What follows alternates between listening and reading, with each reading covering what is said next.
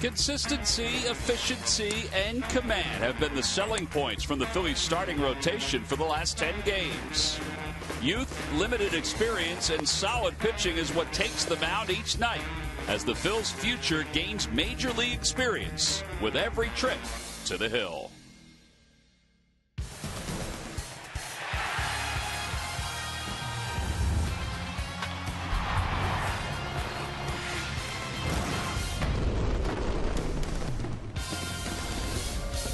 Well, in 24 hours, the weather certainly has changed here at Citizens Bank Park. Let's hope the Phillies' luck hasn't changed. They took game one of this three-game series. Tonight, they go after game number 2 against the New York Mets.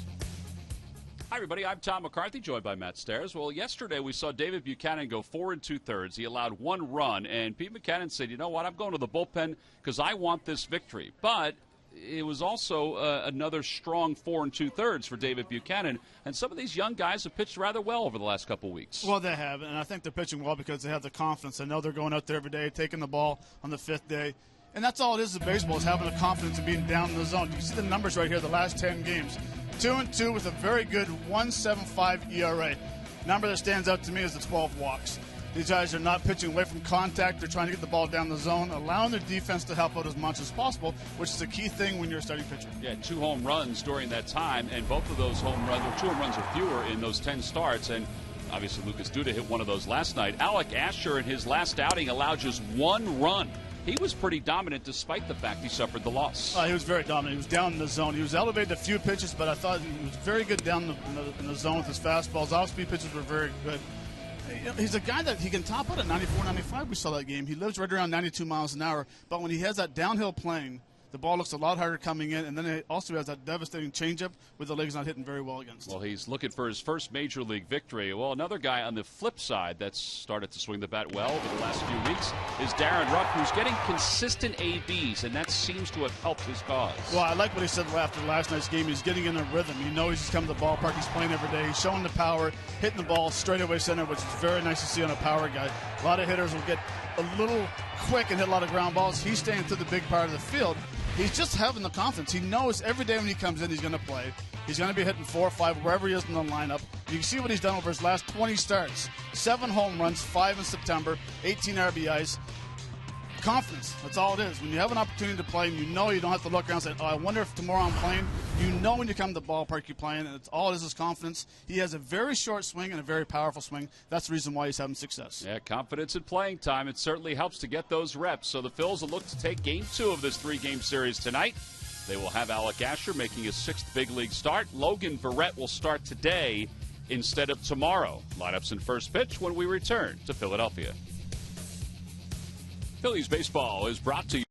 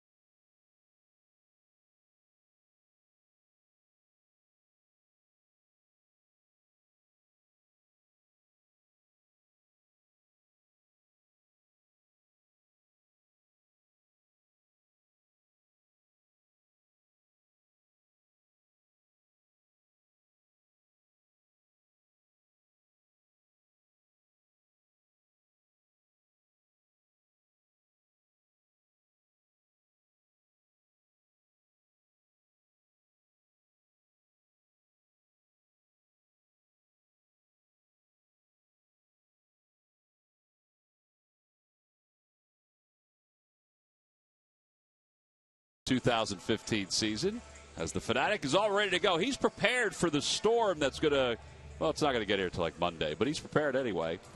Phillies have taken the field. Let's take a look at the Mets lineup. It's brought to you by Xfinity, the official entertainment provider of the Philadelphia Phillies. Granderson, Wright, and Murphy, followed by Cespedes, Duda, and Travis d'Arnaud. Michael Conforto, the left fielder, bats 7th. Wilmer Flores, 8th.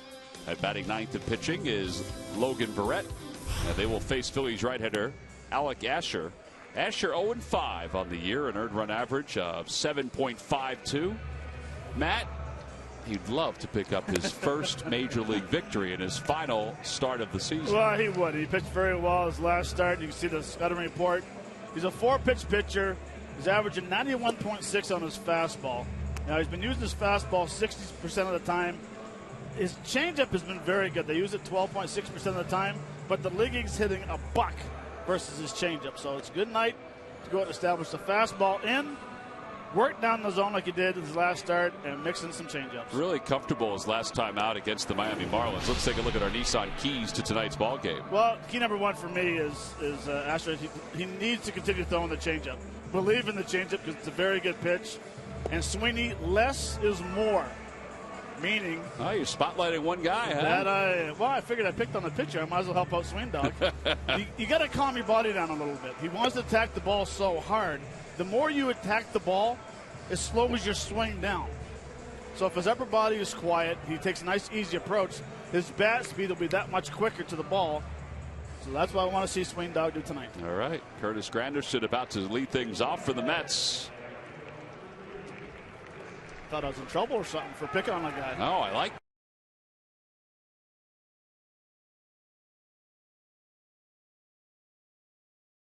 He was 1 for 4 with a walk in yesterday's game. A victory by the Phils, a 1-run victory. First pitch of the night is in there for a strike. It's 0-1.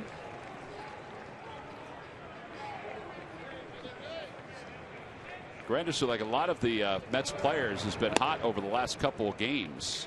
Last several games, I should say. Terry Collins' team is going into the postseason, and they're not going in on a lull. I mean, they're going in kind of on a high. At least that's the way it's been.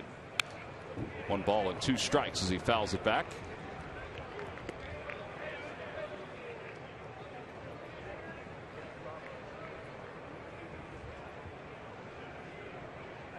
There's Lucas Duda speaking about going into the postseason on a high note.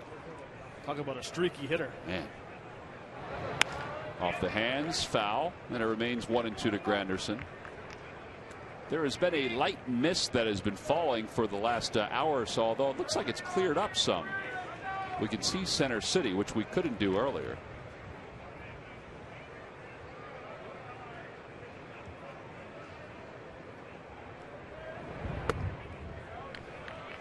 Two balls and 2 strikes. That pitch a little high. 71 degrees, about 10 degrees lighter than yesterday at this time. 3 balls and 2 strikes. Fastball high.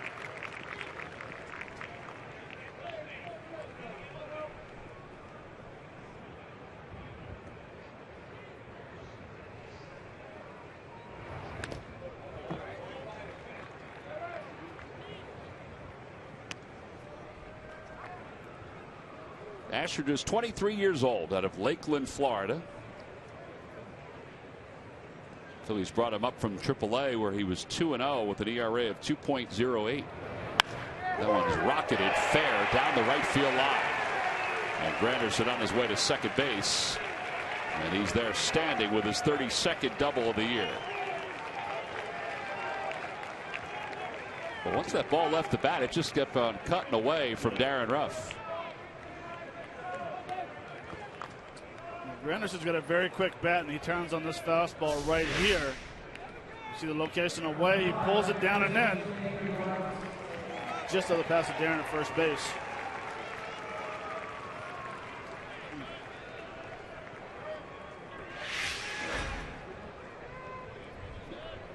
So Granderson's aboard, and now David Wright, the batter. Wright 1 for 3 yesterday with a couple walked. He's hit in 7 consecutive games. 9 hits in those 7 games.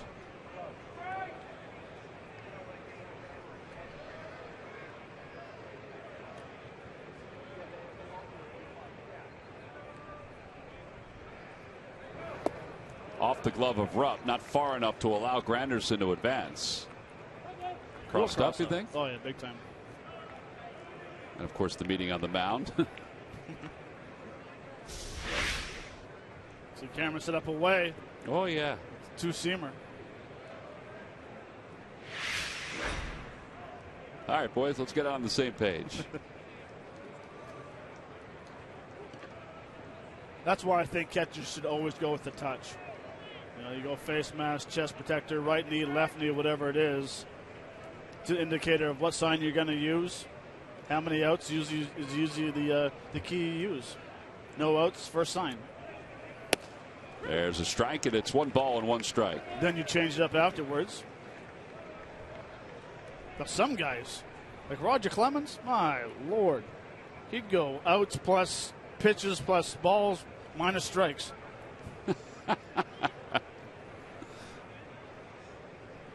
Better have a smart guy behind the plate. Or a calculator. That one's in the dirt. Play. Yeah, Cameron blocks it. That was in the dirt by about 3 or 4 feet. And now it's 2-1. Nice. I mean, throw the body and hope it hits you.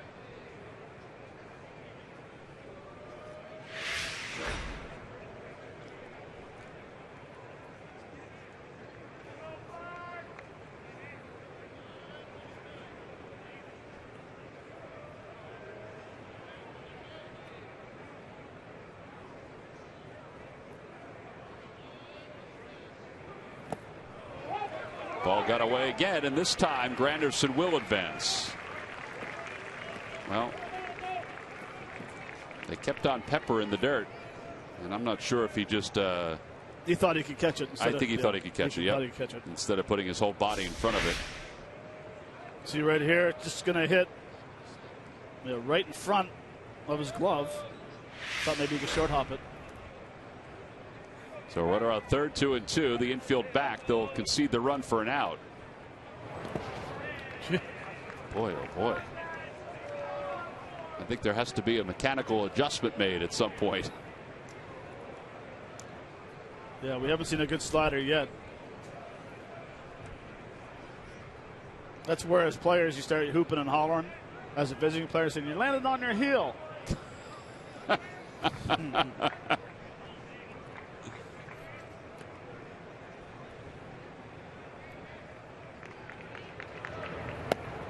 And ball 4. So runners on first and third.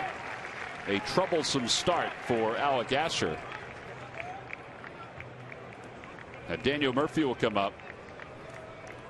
Now Wright's hit in 7 straight. Murphy's hit in 10 consecutive games. He is not the kind of guy you want up in the spot, but it's kind of pick your poison at this point. His average at 285. 13 homers, 70 runs batted in. He has 38 doubles. They have a lot of extra base hits this season. Ton.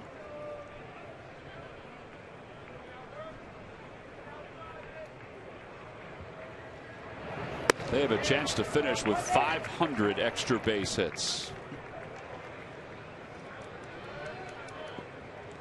1 ball, no strikes. The numbers with runners in scoring position.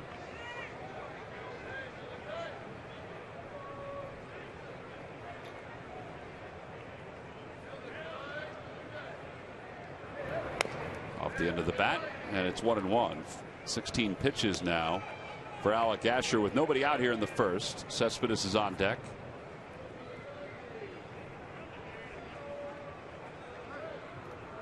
Murphy thinks he broke his bat.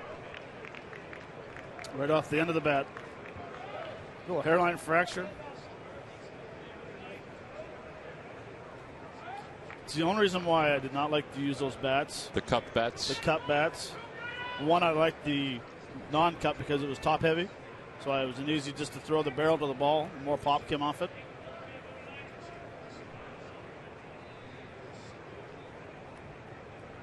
Why do they use cup bats? Tell everybody why that is. I believe it's for balance. Yeah. So it's not top heavy.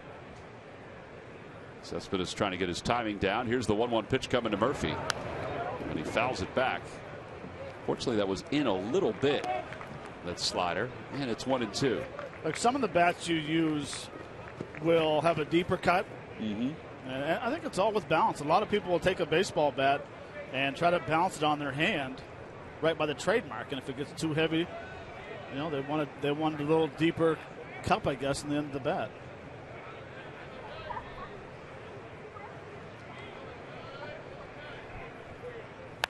Line drive, foul, just foul.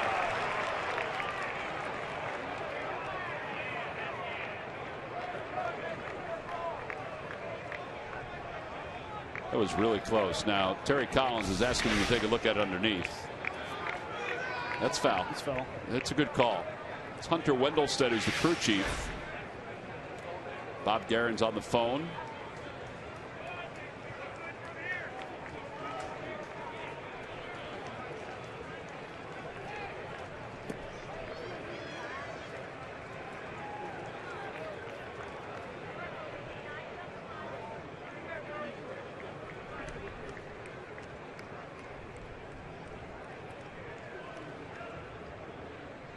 I like the fact they're coming back in with the heater right here. Get it in, though. He got it in. He's got that guard on his foot after the foul ball last night. And I believe that ball there just got a piece of that guard. I'd say it hit that guard pretty good.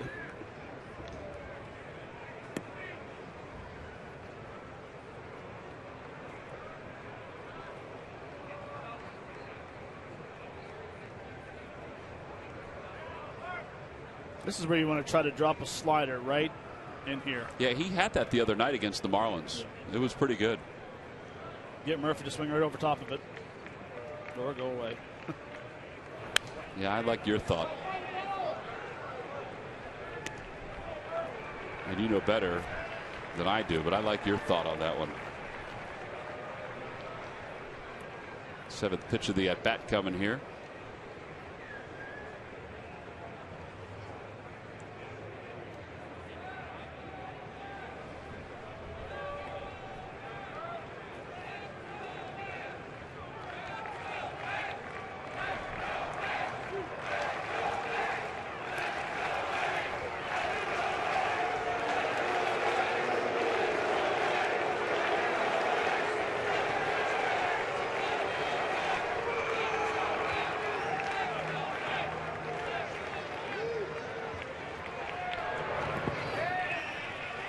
Well, I guess that he doesn't have command of that slider to throw that pitch that we would like him to throw.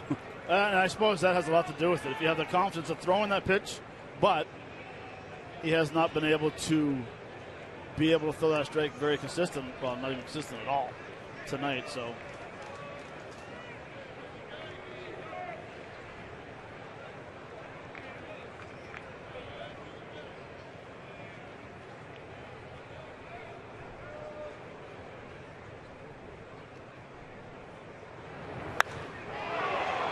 That'll go foul.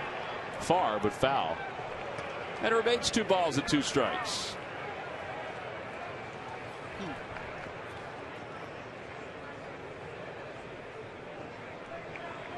Well, Alex certainly doing some battling here.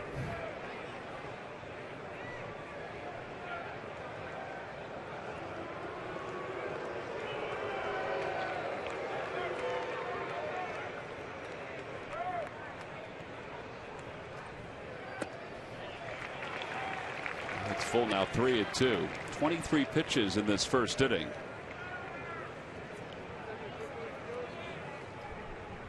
Mechanics just seem a little out of whack right now.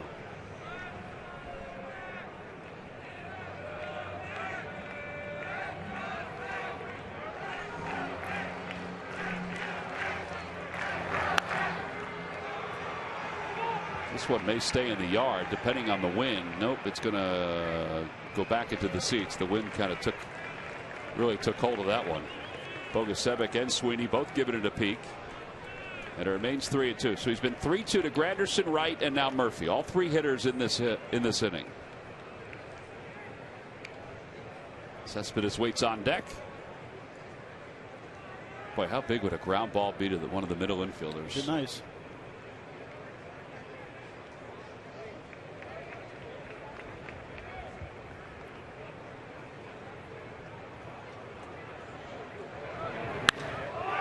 ball deep right center field. Bogusevic going back, and the Mets have a 3-0 lead.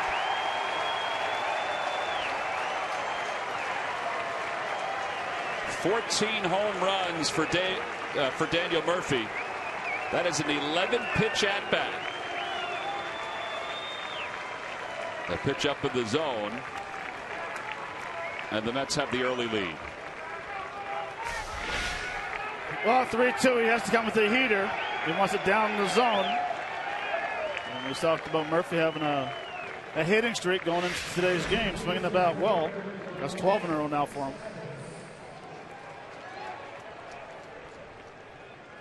So now Cespedes is the batter. Cespedes was 0 for 5 last night.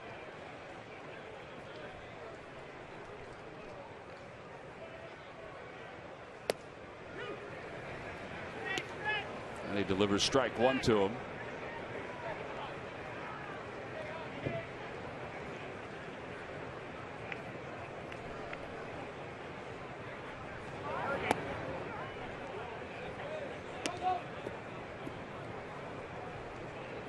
Was better slider the last 2 pitches. And now you got to forget about the first 3 hitters, start over again, lock it in because it's a long game.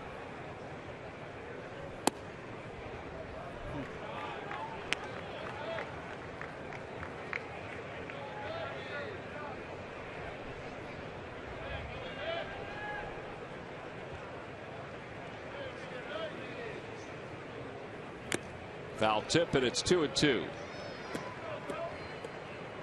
He challenged him there with a fastball.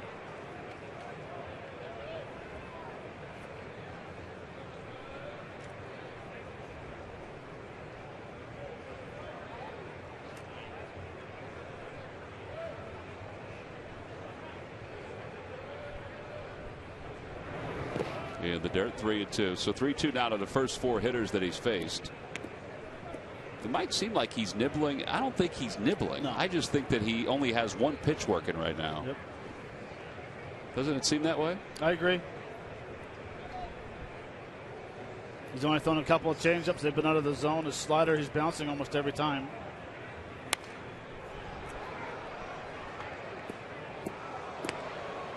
The ball kangarooed into the press box.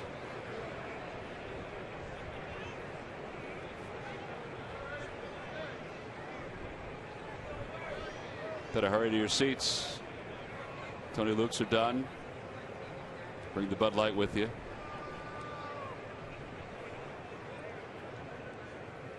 Check swing. Ball 4.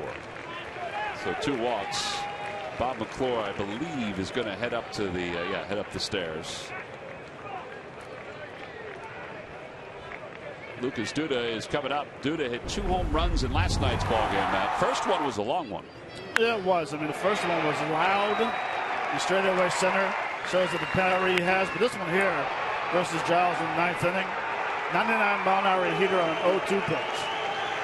Talk about a guy who feels comfortable and knows that he does not have to pull the ball for a home run. That's not his power swing. He can use from pole to pole. Certainly has done that over the last couple weeks.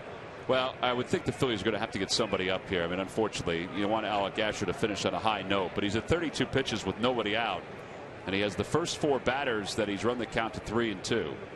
And actually, it does look like somebody is starting to warm up in the pen. It's Justin DeFreitas.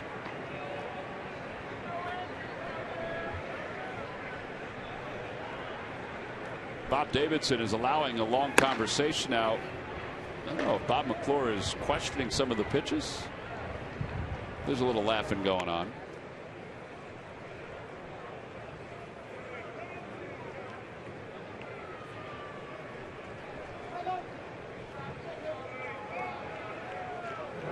They must have just been catching up because the pitches really weren't close that he would want. No, he's probably, I mean, a lot of different things. You could try to ease the tension going on with Alex and ask him, hey, what's he doing wrong?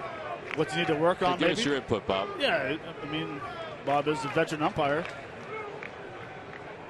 Well, Duda's up. Duda has hit in 5 straight. He has 5 home runs in his last 4 games.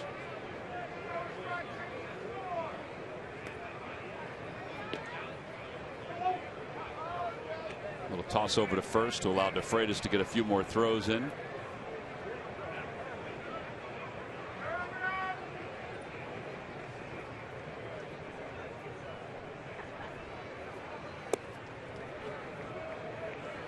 Well, Bob flinched on that one, but it's ball one.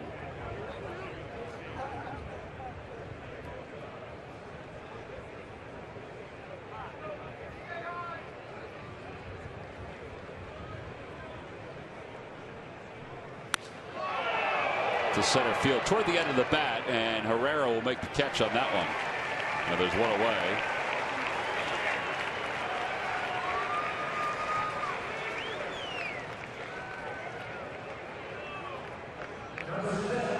One gone, and Travis d'Arnaud will be the batter.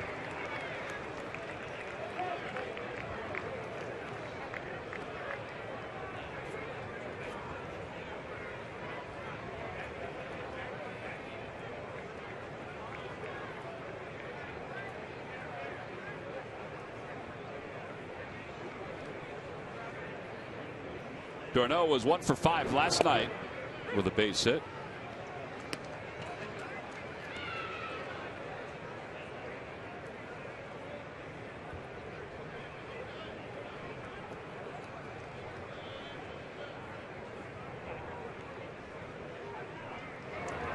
Swing and a miss, and it's 0-2.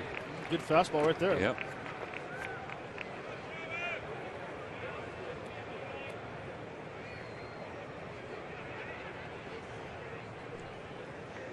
Travis d'Arnaud last night got a chance to see his brother Chase bat while he was catching. It was the first time they were on the field together since 2009. At that time, they were both in the South Atlantic League All-Star game.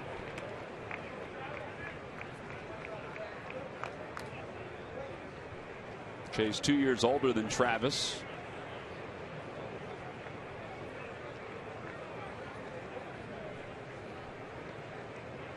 One ball, 2 strikes. In the dirt, 2-2.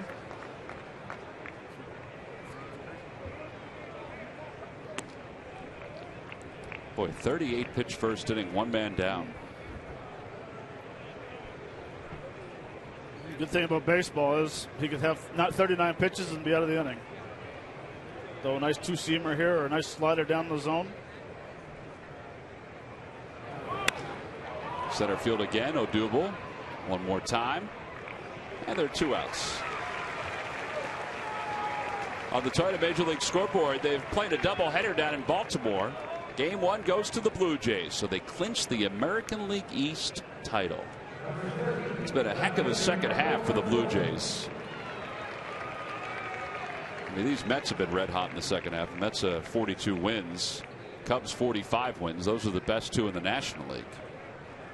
Blue Jays, since the All-Star break, I think they've been the best team in baseball. Easily. Conforto fouls that one off the mask of Cameron Rupp. That'll stun him a little bit.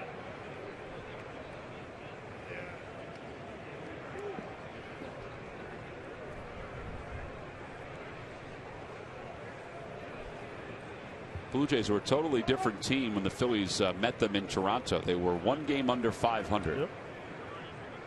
They're no longer 1 game under 500.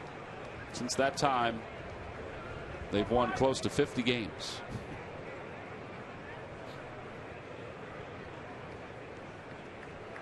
No balls, 1 strike.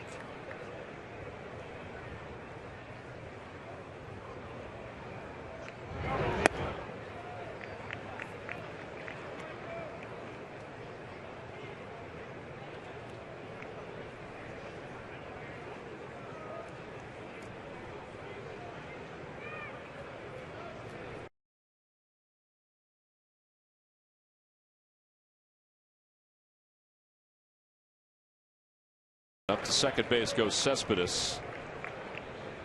That'll be the second wild pitch of the inning.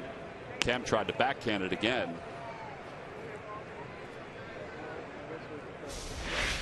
Another spiked. This time it's like a spiked fastball. Yeah.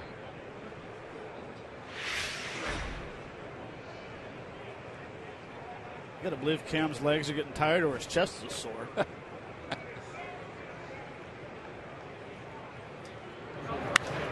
Fly ball left field. That's well hit. Altair going back. 2-run home run for Michael Conforto the opposite way. It's 5-0. Mets on top. 9th of the year. 26 RBIs.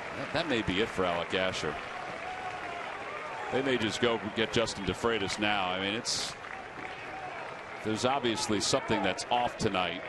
It's unfortunate because it's his final start. But here comes Pete Mackanin. So that's it for Alec Asher. His 2015 season is in the books. They will lift him after 43 pitches here in the first, and Justin DeFreitas will come in. So a pitching change here at the top of the first inning. The Mets lead it 5-0 over the Phils.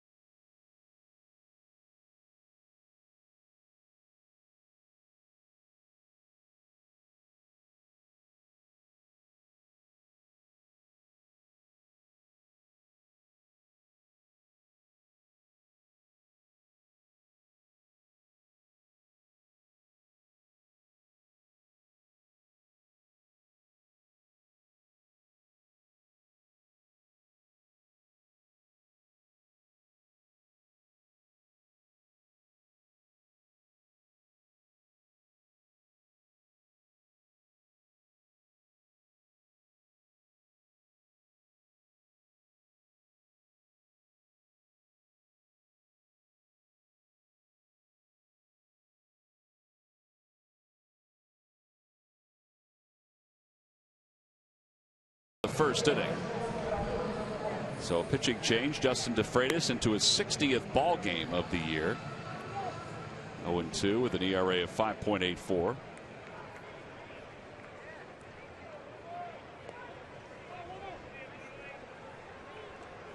Wilmer Flores will be the batter. Flores did not play last night, battling a little strep throat. Had a good year. 16 home runs, 59 runs batted in. Fastball 0-1.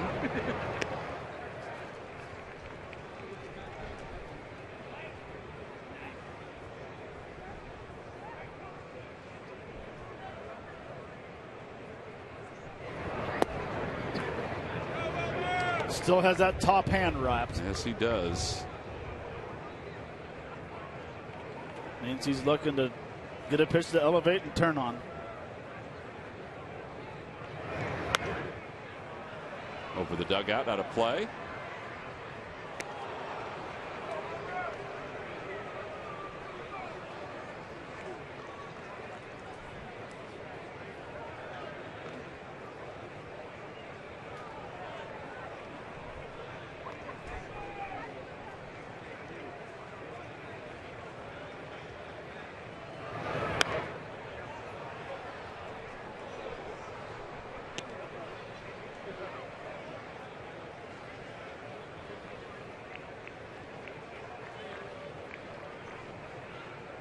Some people think that the trade deadline was the turning point of the year for the Mets because of the Cespedes deal.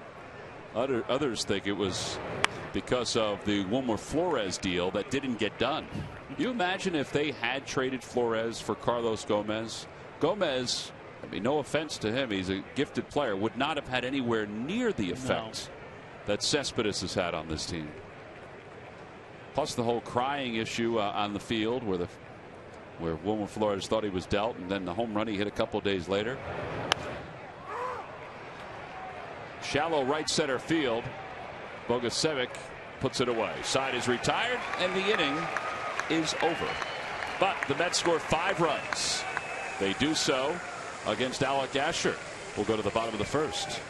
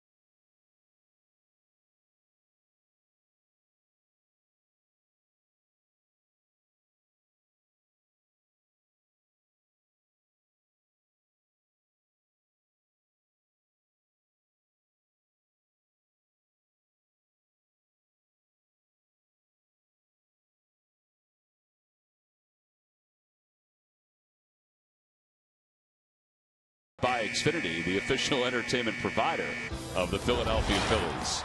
Freddie Galvis leads it off at shortstop. Then Odubel Herrera and Aaron Altair. Darren Ruff, the first baseman, bats cleanup.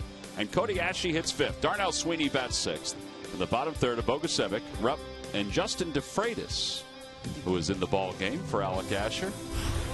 They will face right-hander Logan Verrett, who's been all over the map here in 2015, making his fourth start for the Mets. He's 1-1 with a 2.70 earned run average.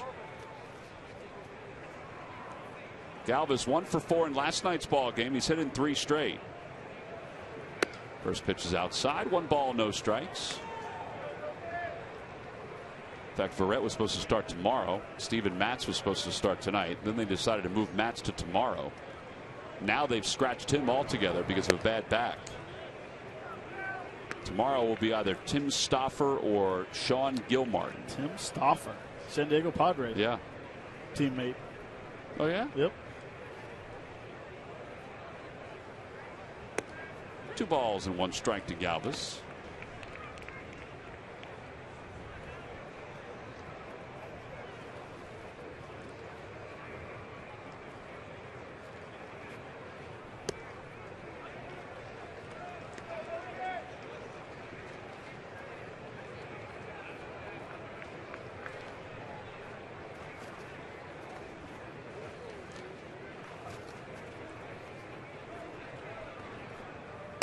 On the inside corner, and it's 3 balls and 2 strikes.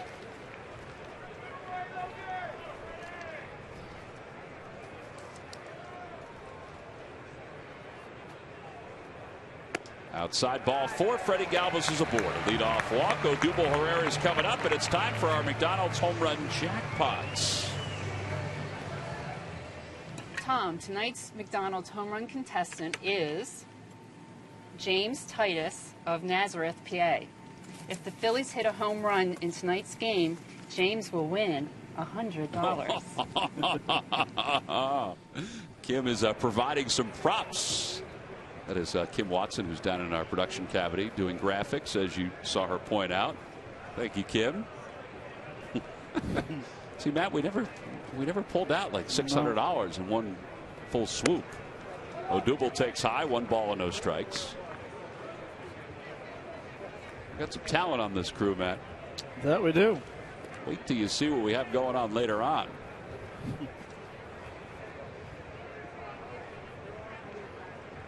Want to know to Odubel Herrera. Odubel 293, 8 home runs, 40 runs batted in.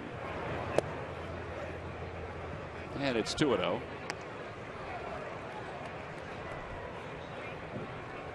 Did you see the scouting report on Verrett? 4-pitch pitcher, average velocity 90.5, and he's actually had very good numbers this year. 203 versus his fastball, changeup $154, slider 245, and a curveball, the goose egg. 2-1 to Odubel. He's been on a whirlwind because he was a Rule 5 selection by the Orioles, and then was put through waivers before he was going to be offered back to the Mets, and the Rangers picked him up. So he wound up going to Texas, where he pitched in 9 games this year, and then was returned to the Mets in May of this season. On the outside corner, 2-2. So I don't know how that works, Matt, if he gets a share from both teams, like a piece from both teams if they make the postseason. Absolutely. If you're in the big leagues on both teams at some time, they vote you in. I think he'll probably get a little bit more from the Mets than he would from the Rangers, but check's a check. Runner goes, pitch is fouled back, and we remain even 2-2. A little lady enjoying tonight's ball game. And I'm going to tell you what, I've sat in those share meetings before for the playoffs. Yeah. Not fun. You want to see some backstabbing, some cutthroat people in there? Oh, really? Oh, my Lord. Thought it was pretty cut and dry.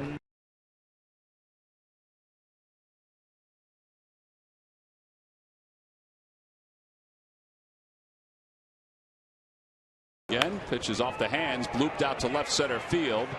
Conforto makes the running catch, and Galvis has to hustle back to first.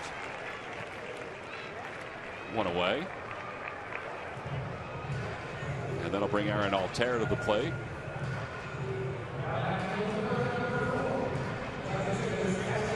Oh, it is misting here in Philadelphia. Certainly going to have to juggle the weather over the next several days. Major League Baseball is probably holding its breath with Tropical Storm Joaquin bearing down on the East Coast. Altair .252 with 5 home runs, 18 runs batted in.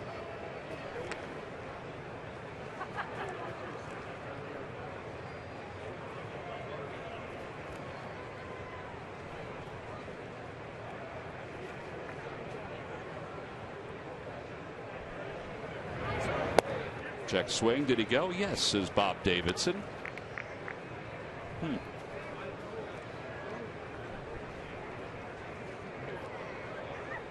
Remember how we saw Bob Davidson started the game laughing and having a good time? Not laughing anymore. I think he's changed his tempo a little bit. I would agree with you.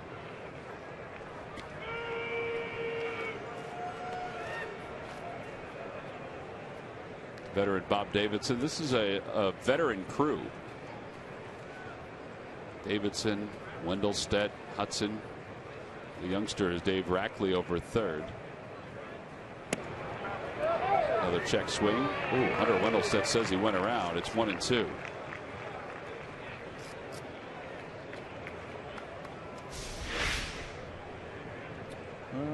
Yeah, he did. Yep, good call. Well, maybe he did go around on the one before that. I didn't think he went around on either one.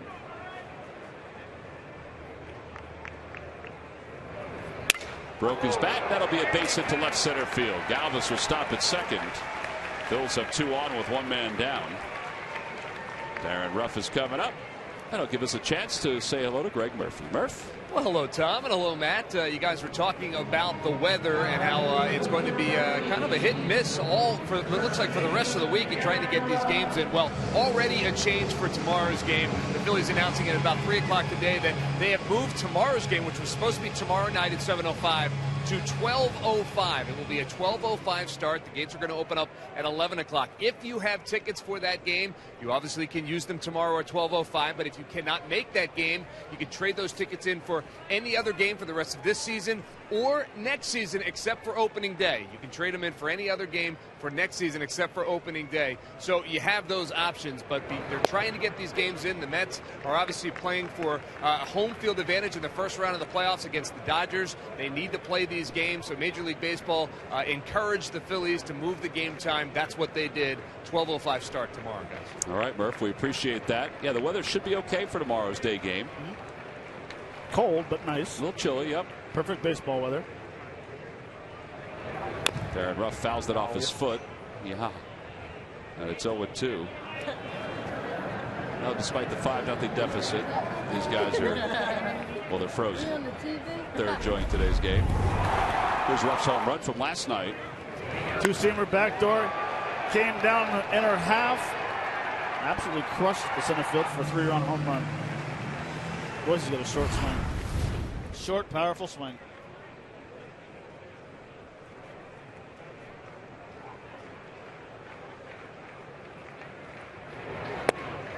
He waves at the 0-2 pitch, and he is struck out. 2 away. Matt, you circled an interesting note in the Mets notes about Verrett. After a 1-0 count, hitters are batting .359 against him. After an 0-1 count, they're hitting .121, and this was an 0-1 count. Yep. Well, he gets better bite on his off-speed pitches. He's not an overpowering fastball guy, but he mixes in his off-speed very well. So getting strike one, then he can go and nibble with his off-speed pitches, where if he drops behind, he has to come back with a fastball. Cody Ashe's the hitter. Ashe with 12 home runs and 35 runs batted in. Hitting .247.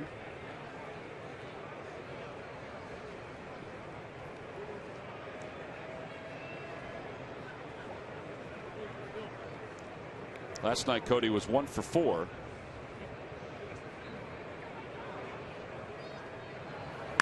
That one's out toward left field. Conforto angling back.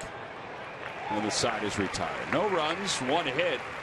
And 2 men left. We have completed our first inning. We've taken a lot of selfies, and we're going to the second with the Phils down 5-0.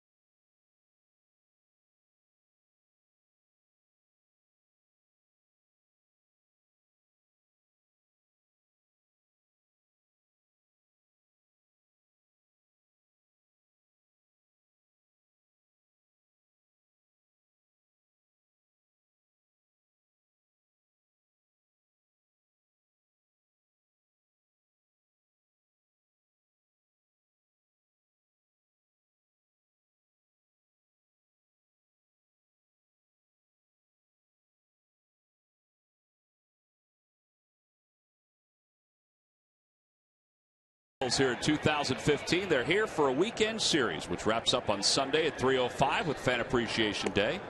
Tickets can be purchased by going to Phillies.com. As Isaac told you last night, there'll be plenty of prizes and surprises on Sunday afternoon. Logan Verrett hits one back toward the middle against Justin DeFreitas. One away. That's right. Justin did not start this game, but he came in with 2 outs in the first after Alec Asher had allowed 5 runs.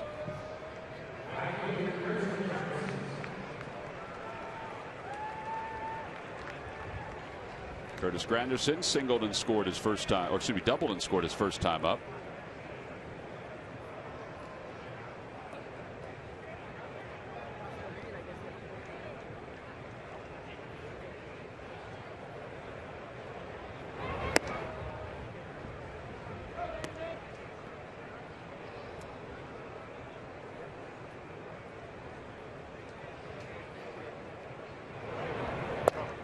At the knees, 1 ball, 1 strike to Granderson, who's having himself a well of a year. 3-time All-Star, 91 walks this year, which is a career high. Check swing. Did he go? Yes, he did. And it's 1-2. But 25 home runs as being strictly the leadoff hitter for the Mets. All those years in Detroit, hitting in the middle of the order. I remember talking to him when he was with the Tigers because they had such a vast outfield, left center field, right center field.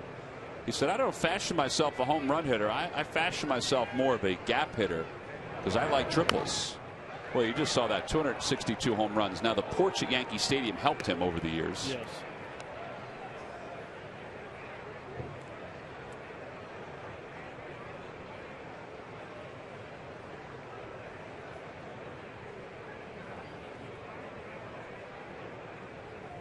Down and away, 3-2.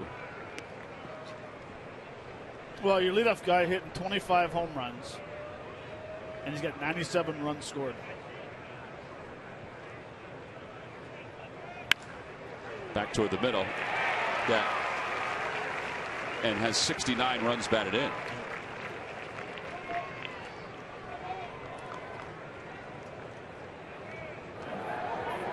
Third baseman, David Wright.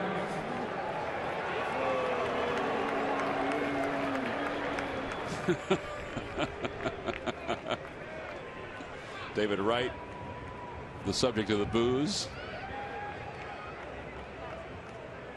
Wright last time up walked and scored.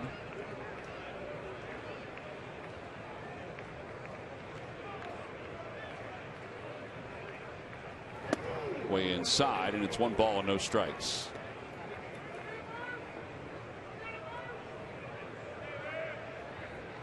Last few years, that has been the book on Wright. Pound him in and then go out. Which is what they're doing right now. That floats too far out.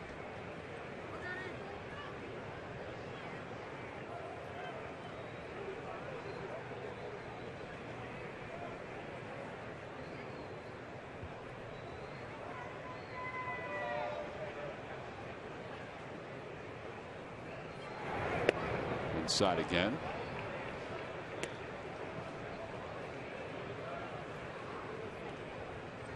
But I will say the first pitch and that pitch right there are supposed to be in for strikes. You know, and the Freitas right now is getting underneath everything, and that's why that ball is tailing into right-handers better.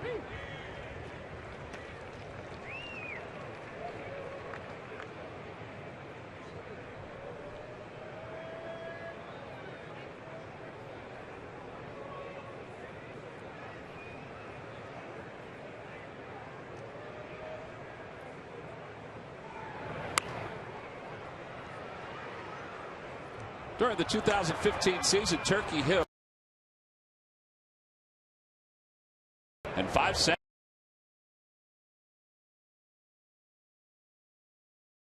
softball programs. 3 balls, 2 strikes to David Wright. 1 out here in the second. Runner goes, pitch is swung on and missed. The throw to second base in time. It should be a strikeout, throw out, double play. It is. They needed to appeal it. And the side is retired. No runs, 1 hit, and nobody left. Middle of the second, Phils trail the Mets 5-0.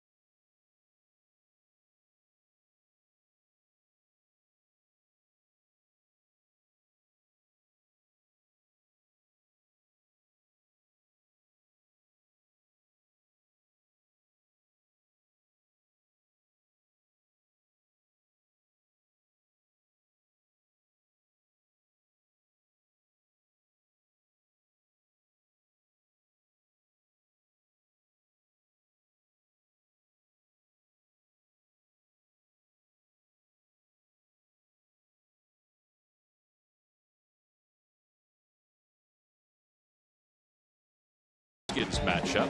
The best way to start your day is with breakfast on Broad. Weekday mornings over on the Comcast Network.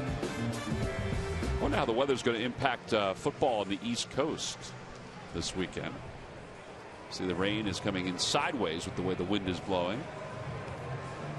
Boy, the wind is really whipping in right now. Matt, you're an amateur meteorologist. What's going on here?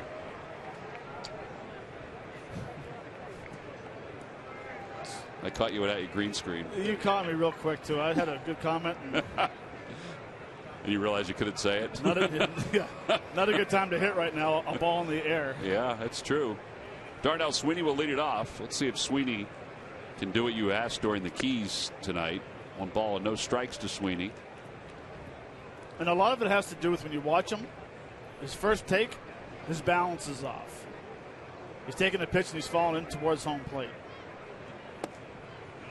1 ball and 1 strike. You know, as a left-hander, when you take a swing, it's almost like you take a swing and it's a step backwards. You know, look how far he's going forward. And big stride. A big stride. and all the weight shift going towards the pitcher. So a lot of times you'll take the swing and go, man, how'd I miss that? You know, I was right on it. Well, your head is moving so much.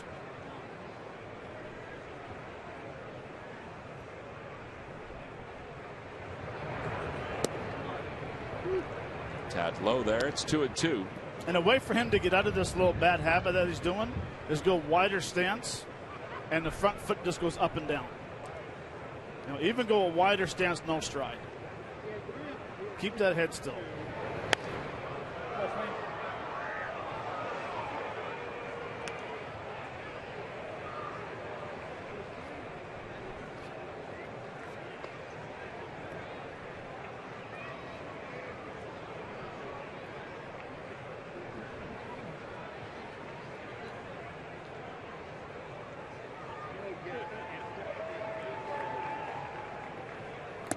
Foul tip, and Sweeney strikes out. Second strikeout for Verrett. One away. Brian Bogusevic's coming up. Let's check in with Greg Murphy. Murph. All right, thanks, Tom. Well, you know, despite the rain that's falling right now in Philadelphia, this is really such a great time of the year, as we all know, for baseball, as the weather starts to turn a little cooler and the postseason gets heated up, and that's about to happen. And here's the way it looks right now. Now, the National League's pretty much set. The wild card game will be between the Cubs and the Pirates. The winner will play the Cardinals in that series. And the Dodgers and Mets, well, they're just trying to figure out where they're going to play their series. The American League, it's a little bit more dicey. Right now, the wild card are the Angels and the Yankees, the winner to play the Blue Jays. And right now, the Rangers and Royals would play in that other game. However, Minnesota and Houston still could get themselves back in the mix. Houston came in a half game behind the Angels tonight. I think Minnesota a game and a half behind the Angels. So with 5 to play, still things could change in that. They could change both the wild card and that the AL West winner. So you got to wait and see about that one. So the American League still a little bit up for grabs. The National League pretty well settled at this point. Yeah, in fact, Minnesota already won game 1 of their doubleheader, so they're playing game 2 as we speak. I mean, they can make up a lot of ground if they win both games against the Cleveland Indians. Well, hopefully there's a little tension over the weekend. I mean, we have nothing to do with it anymore, you know, with the way the Phillies are this year. So from a distance, we want tension. I want to see it come down to the wire. Absolutely. You'd love to see that playoff game, the one playoff game on Monday, yeah, to determine who's going to the one playoff game. Yeah, the one game. So the Astros a half game out. The Twins with their victory today, a game out. Angels have been remarkable over the last couple weeks. Cameron Rupp got a little out front of that one, and then it'll be back into the seats. I don't know if you saw last night, but they manufactured a big run. Albert Pujols did. He legged out an infield hit, stole second. Yeah, stole second. Playing behind him? What? Were they playing behind him or holding him on? They're holding him on. He just took off before the guy even threw the ball. Then he went to third and scored on a single up the middle. Small ball with Albert Pujols. 0-2 to Rupp. Trust me, when it comes down to playoff games, you have to play small ball. You can't rely on the big 2 or 3 run home run, because when you're facing guys like Jake Arrieta, who just dominate, you have to learn how to come across and get one run, and hopefully that's enough.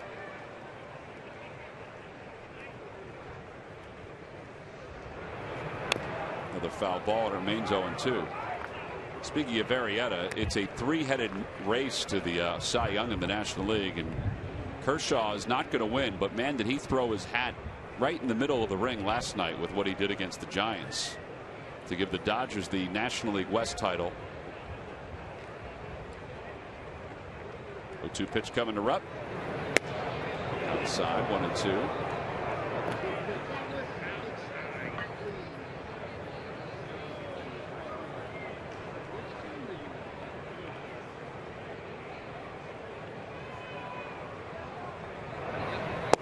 Strike 3 called. He just struck out the side.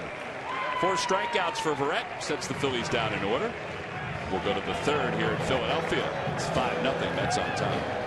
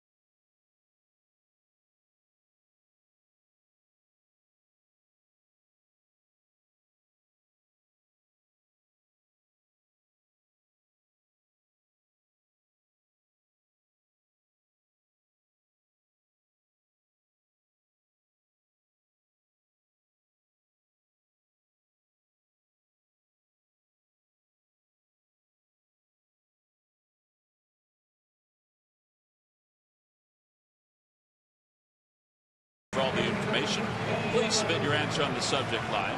Matt, the question is, which other team did Keith Hernandez play for besides the Mets and the Cardinals? Henshin Tigers. No, I'm not looking for your answer yet, but I'd like you to give that answer. Answer will be revealed a little later on. There's Keith enjoying some ice cream. Frank was nice enough to get give him some Turkey Hill ice cream.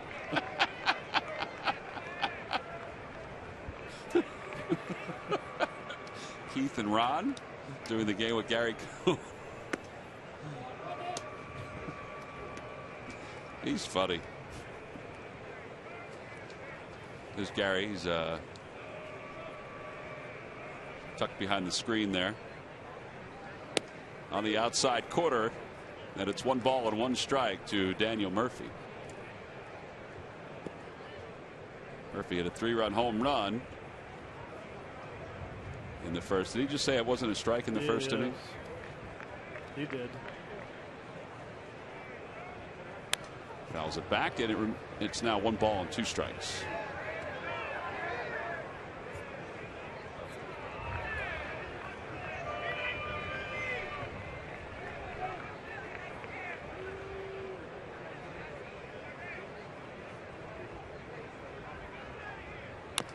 Off the plate, over toward first. Darren Ruff will make the play, 1 away.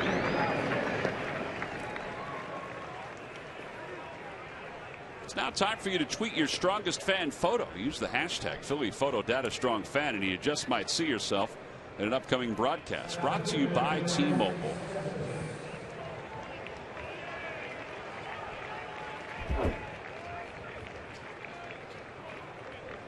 Cespedes, his first time up, walked and then scored. 17 home runs with the Mets, 35 home runs overall combined with his numbers with the Tigers. 0-1. He's not going to win the MVP in the National League, but I guarantee you he's going to get some votes. Began his career with the A's. Went to the Red Sox, the Tigers, and now the Mets, and now is a free agent at the end of this year, unless the Mets sign him. Yeah, and you know what? I honestly don't think he should get votes. I think there should be an area where you have to have a certain amount of at-bats or plate appearances to qualify. He's had 223 at-bats this year with the Mets.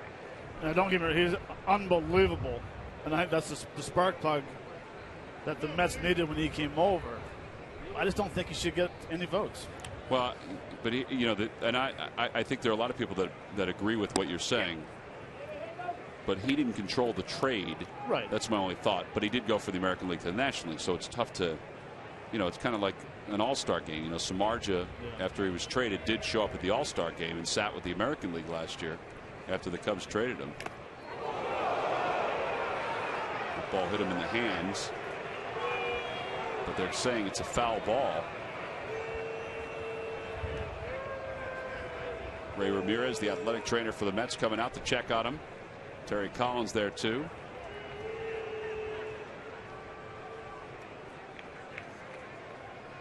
Nope, they're not saying foul ball. They're going to just say hit by pitch.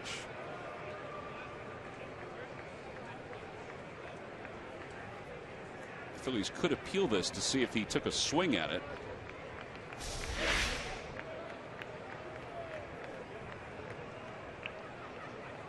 Right in the finger. Right in the finger.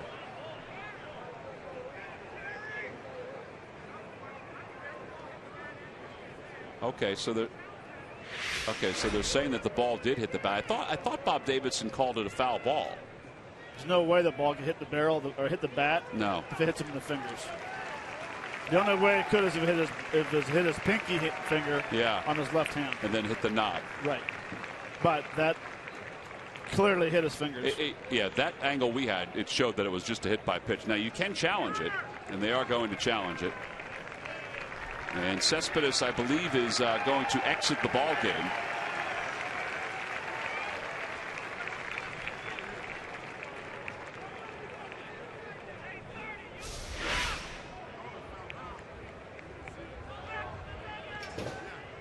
See him at the fingers. I don't think it hit the bat, but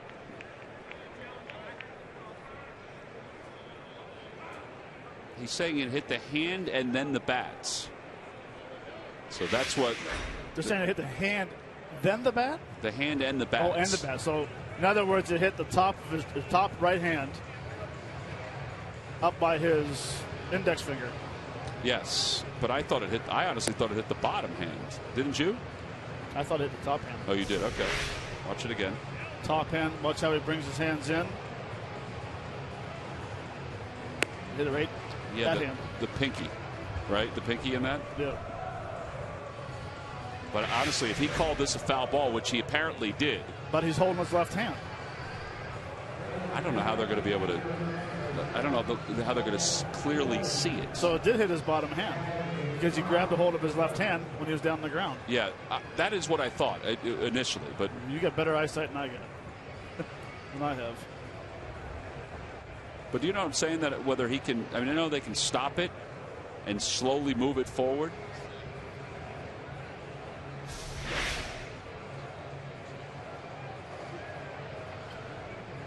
I thought it hit the top hand, but I guess it hit the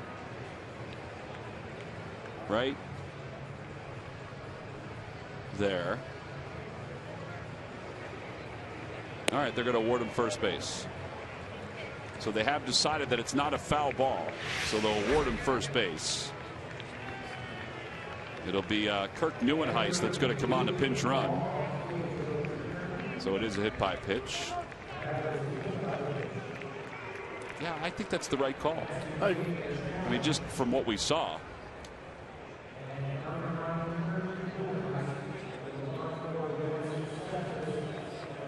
So Cespedes' night is done. I'm sure they'll check him out. Whether he gets x-rays or not, we'll try to give you an update.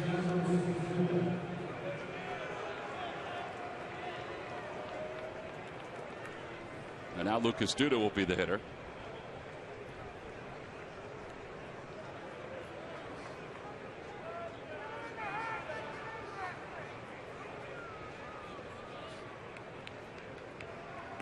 There are a lot of people holding their breath right now that there's not a broken bone in that hand after Cespedes gets hit. That would certainly change the landscape of the postseason. Yes, it would.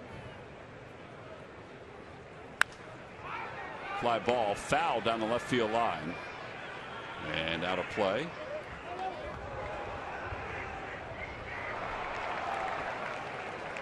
Mets are hoping that somebody prays for them in this one.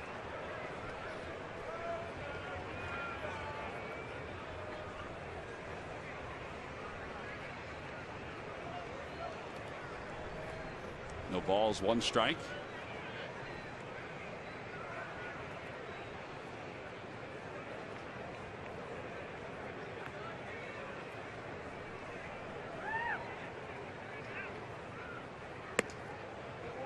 Try to get that ball to run back. It ran back a little high.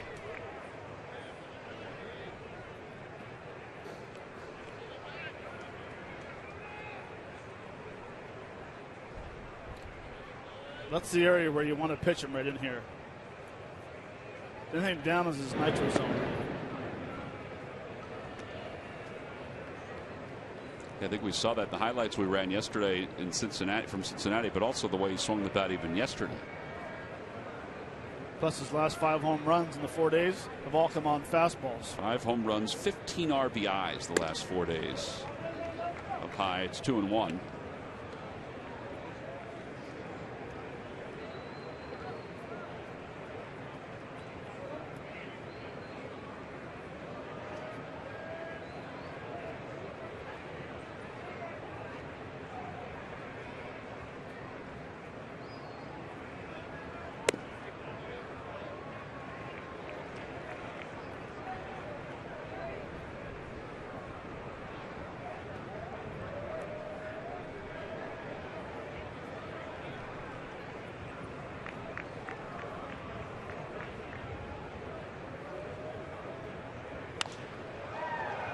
Out to left field, Aaron Altair settles under it. Well, that's a pretty good 3-1 pitch for DeFreitas to throw. And with 2 outs, it'll bring Travis d'Arnaud to the plate. And I'm not saying that you can't pitch Duda down in the zone, but it's a very good 3-1 sink. Yeah. where you think you're going to get the barrel on it in the last second, it just goes towards the end. Got to trust that pitch, though, boy. Well, and you have, I mean, that's DeFreitas' bread and butter pitches, that sinker.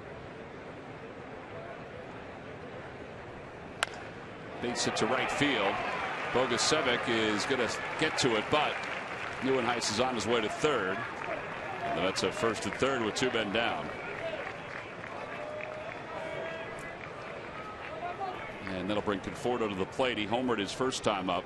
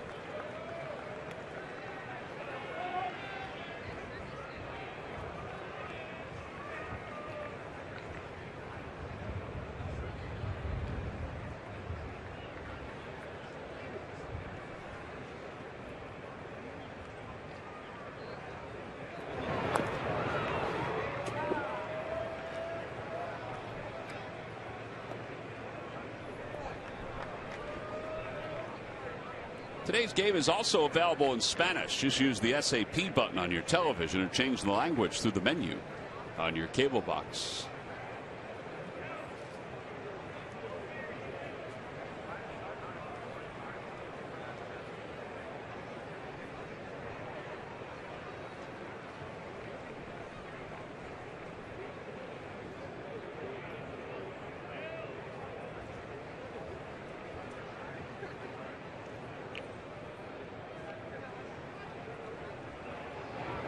In the dirt, and it's 1-2. Darno does not advance from first. I was thinking about this last night when I was watching the Dodger-Giant game. As you see Neuenhuis at third and Darno at first. The Dodger-Met series is going to be electric with the starting pitching. You could have 1-0, 2-1. You could have low-scoring games very easily.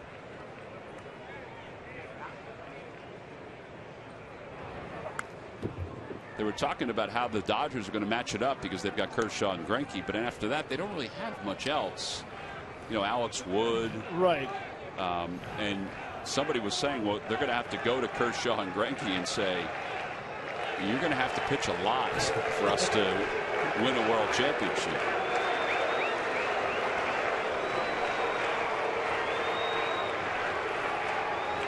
In the dirt again. It's 2-2 to Conforto.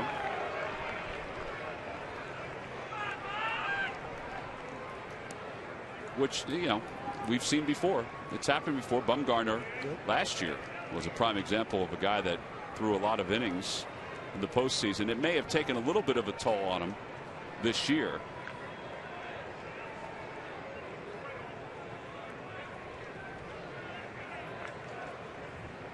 Runners lead off the 2-2 pitch. Over to second base. Sweeney's there. And the side is retired. 4-3 on the putout. No runs. 1 hit, 2 men left. The Mets had a batter hit by a pitch. Middle of the third. 5-0 New York.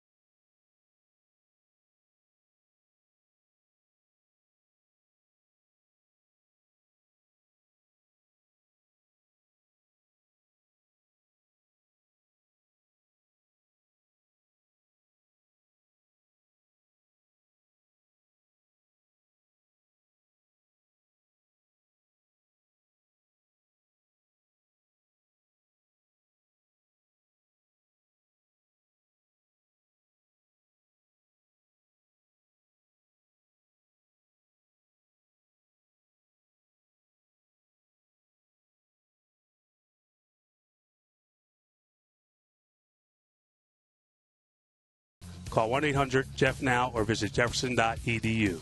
And by your Delaware Valley Honda dealers. Hurry to your local Delaware Valley Honda dealer or visit DelValHondaDealers.com.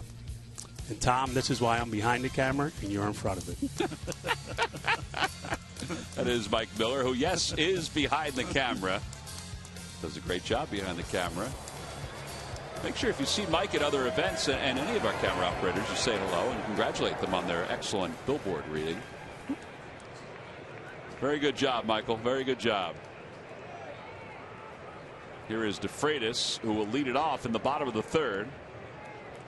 Barrett struck out the side in the second. And it's 0-1.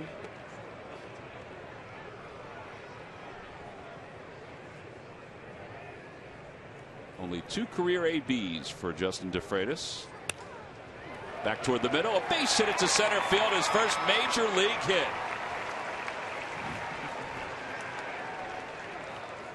So he is aboard to start the third. Ken Giles reminding everybody to make sure they keep the ball. Whoop. He dropped everything. By the way, the relief pitchers are 2 for the last 2. Yeah, they're red hot. We got a trend going. Adam Long with the knock, and then DeFreitas missile up the middle. What a short swing. Foot down early. Didn't really watch the ball come in too deep, but end result was a base hit. It's like riding a bike. He's only ridden the bike 3 times in the last 8 years, but it's like riding a bike. Watch his head. Usually you bring your head all the way down the point of contact. He was still looking out in this area here. There's a bunt up the third base line. Barrett off the mound and not in time. Great job by Freddie Galvis. Back-to-back hits for the Phils. And Odubel Herrera's coming up. This is the first hit. Well, time for a GMC Precision play of the game, and we just saw it. Well, it's an absolutely perfect bunt. Kind of throws the barrel, and the ball knocks the barrel out of his hand. But I like you got a running start. Not much you can do right there when you have a perfect bunt.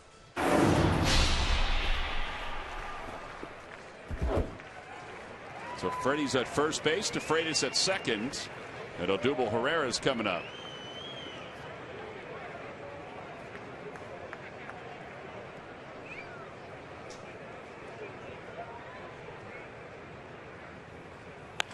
Down the right field line, just a little early.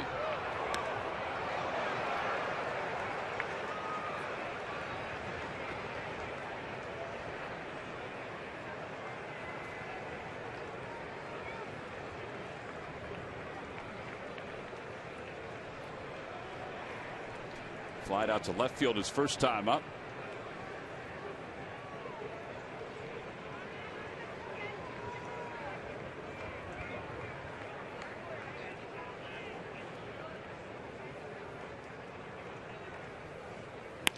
Line drive left center field on the run. NYN Heist diving catch, and DeFreitas is going to get doubled up. He had no chance. He had rounded third, and then he crossed back in front of the third base bag, and then just decided there's no way I'm getting back in time. So NYN Heist starts the double play. 8-6-4 on the putout.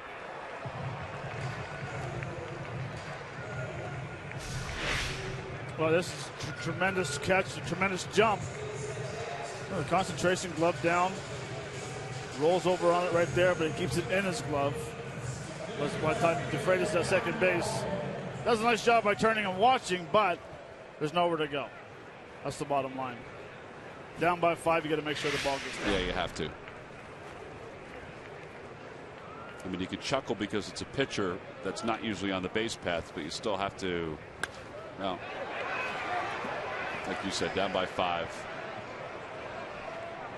No balls, 1 strike. So Veretto allowed the first 2 batters to reach.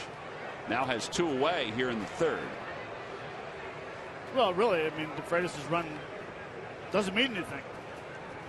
You know, you go 5-1 or 5-0. So what? You have the bases loaded.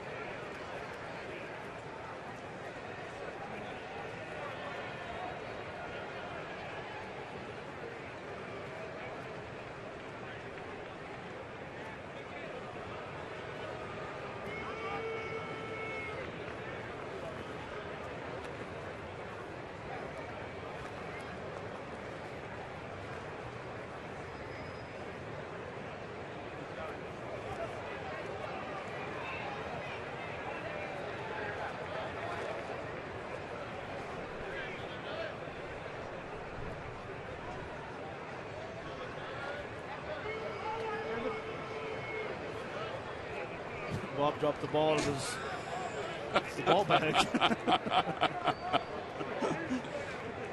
Wendell chuckling at first base. I thought it was just a piece of paper.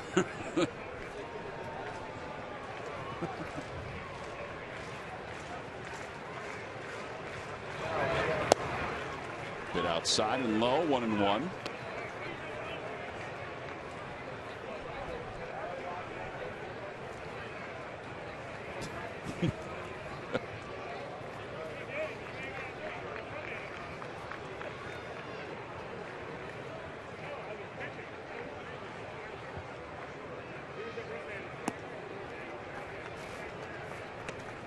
Toyota Major League Scoreboard. Cardinals are shutting out the Pirates 6-0 in Game 2. Jason Hayward has hit a grand slam. Hayward has been very good defensively for the Cardinals. Also hitting the ball pretty good. Pirates won Game 1 8-2. Way outside, 3-1.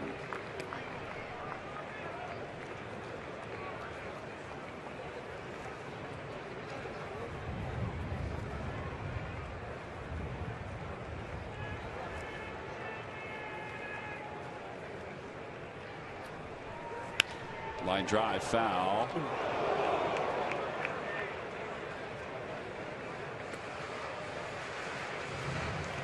So if the Cardinals win that game, they clinch the title. Yeah, they. Division. Yep. Well, they clinch a tie, right? Because they have 4 games left. They're up by 3. Up by 3. If they win this game, they'd be up by 4. Right, with 4 to play. Correct. Outside, Galvis was going on the pitch anyway, so he's at second. Runners on first and second with 2 men down.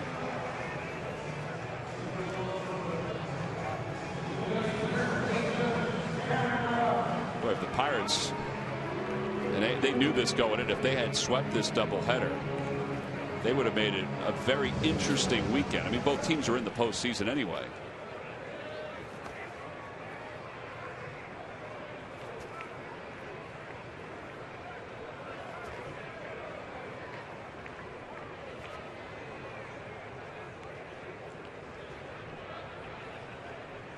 One of the things that's interesting is how people are looking at the Astros right now, because it's a shock that they were as good as they were, but then they were really good and you're thinking, wow, they're not going to get beat in the division. Now they may not even make the postseason. Remember when we had Commission on here and I asked him what was the biggest surprise in baseball? Absolutely. Yep. I wish he was sitting right here now. I could ask him about the biggest surprise in baseball. They still are 8 games over 500. Line drive down the left field line. That'll be in for an extra base hit going to the wall. 1 run is in. Altair streaking around third. He'll come home. It's a 2-run double for Ruff. And it's a 5-2 ball game. And that's why that base running by Justin, although inexperienced, is so big right now. But the Phils get 2 here in the third on Darren Ruff's 2-run double. It's a 5-2 ball game. It's a big 2-out knock for Darren Ruff. Making an adjustment on the curveball this time. Getting it up in the zone and crushing down the left field. Is that the first hit against this curveball? Remember, didn't you say that he was, did you say it was goose eggs against the curveball? Goose eggs. Ashe, 1 swing of the bat can make this a 1-run game. Nice to just even get the run home. Popped it up and out of play. And it's 0-1.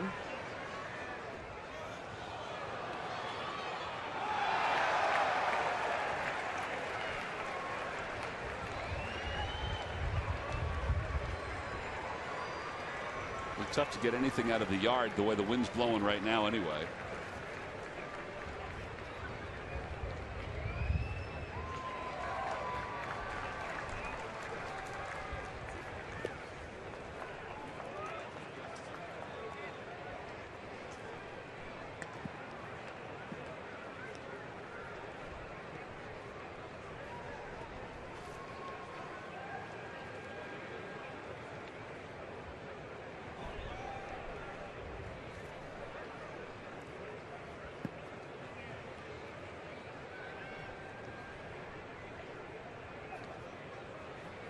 Swing and a miss. 1-2. Good off speed pitch by Verrett.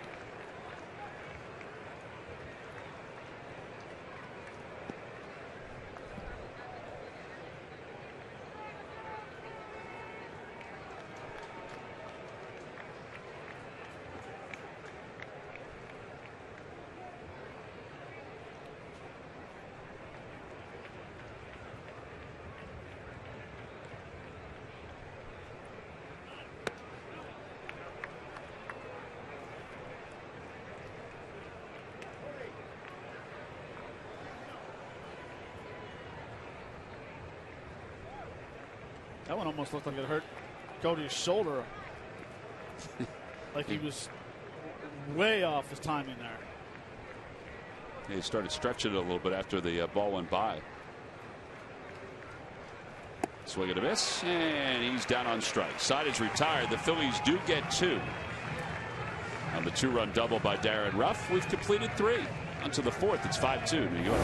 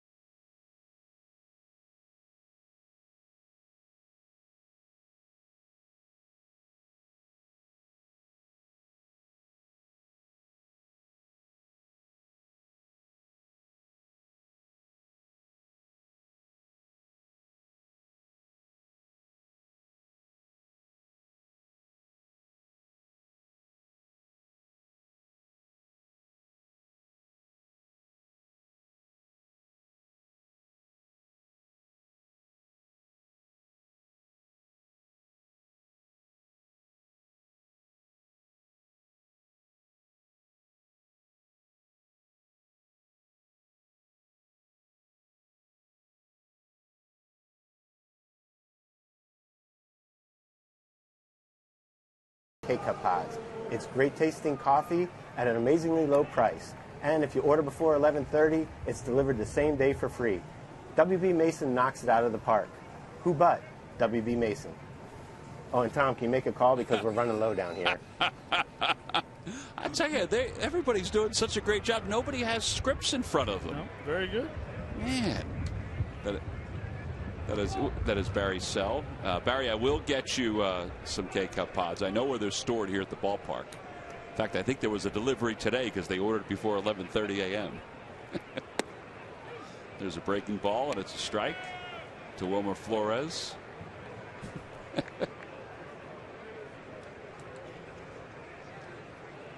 You're seeing some of the folks that are usually behind the scenes for the Phillies television network, but we couldn't do our job without any of them. I mean, truly. And we appreciate all that they have done this year and years past, too. This isn't the only year they've all been together with us. They are as talented as you will find. As DeFreitas has watched this one go past him spinning and then spinning off the second base bag, and Flores is aboard with a leadoff single. Well, not much you can do about that.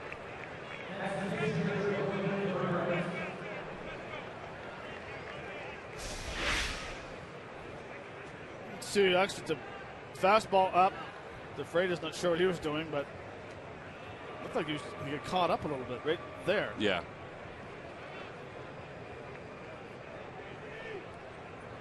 I thought Freddie would have had it right there, but it went to the bag and shot to left.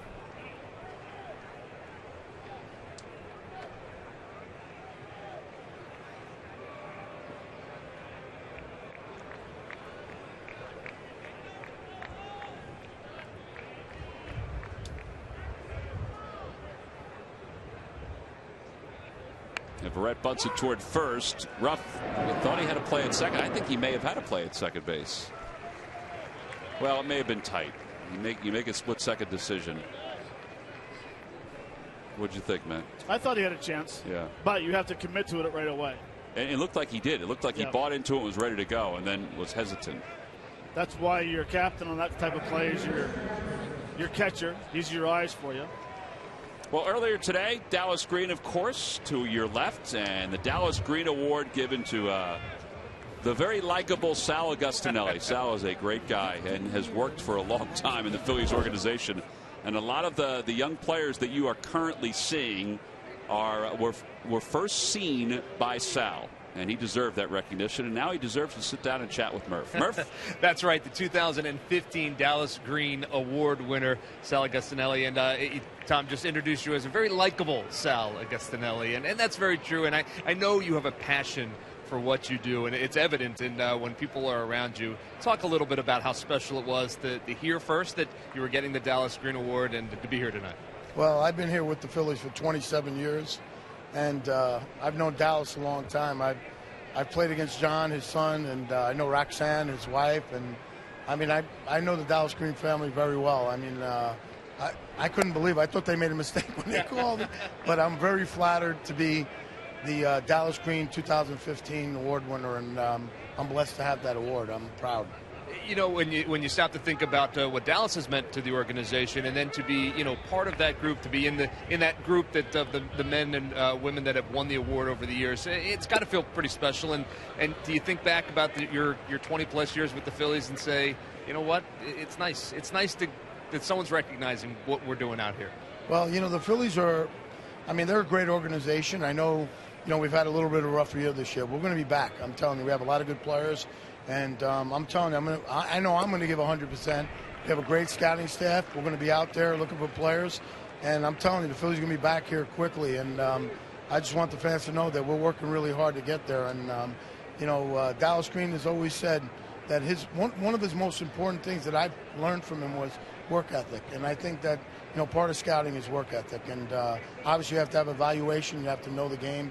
But if you work hard enough, you're going to find good players, Well, your title as International Scouting Director, you're all over, really, the world looking for players to help this organization win. There are a couple of guys that are here now. Some of the guys that you've had a hand in bringing to the Phillies organization. Well, Michael Franco is, he's going to be I think he's going to be a superstar in the game. I really think he's going to be great. Freddie is coming on. I think, he's a really good player. I think Cesar Hernandez is a good player. Luis Garcia in the bullpen is a real good player. Chuch had a real good run here. We have, a bunch of guys that are coming through the system. We have a lot of good players in the lower minor leagues. And I think, we're going to be pleasantly surprised that we moved from 22nd on the list to 6th in the overall minor leagues. And I think we're going to turn this around real quickly here. And let's not forget you're celebrating tonight with your family as well. That's always special. I know, it really is. And I'm blessed. Like I said, I appreciate you guys having me. All right, Sal, good to see you. Congratulations on the award and all the success as well. Guys, we'll send it back to you. All right, Murph, thank you. We appreciate that. Wild pitch as the base runner goes over to third base. All right, here's some particulars on Sal. He talked about Michael Franco, Cesar Hernandez, Freddie Galvis, Chuch, of course. Served 15 years as the international scouting supervisor, and he's been part of the staff since 1993.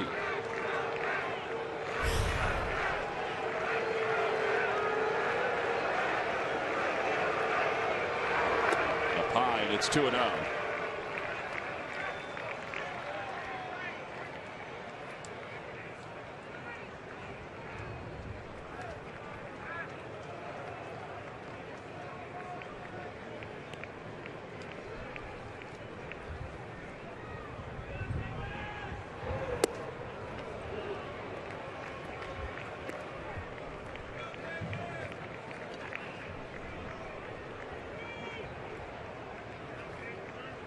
Justin's hit his area where he's got 54 pitches. I was thinking the same thing. He doesn't have that snap on that curveball or the slider. He's getting behind a lot of the hitters. He's done a heck of a job despite the base runners. There's ball 4. Well, he's probably done now anyway. Lowen will come in to face Daniel Murphy. And Neuenhuis is up after him. So Pete Buchanan's going to signal to the pen. Lowen, who got a big out in last night's ball game, will now be called on to do the same here in a 3-run game. So a pitching change. Justin DeFreitas goes 3 full innings, counting the third of an inning in the first. Adam Lowen coming up. Sal Agostinelli being honored before the ball game. Family on the field. It's a great night to receive the Dallas Green Award.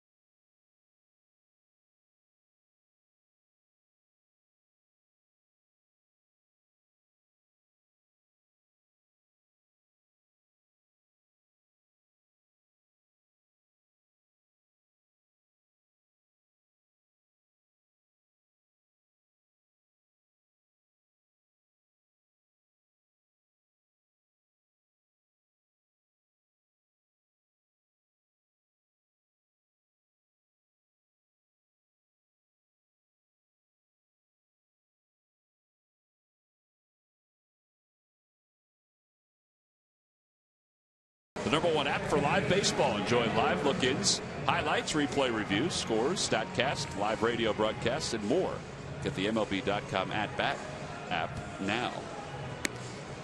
So DeFreitas is done. 2 outs here in the top of the 4th.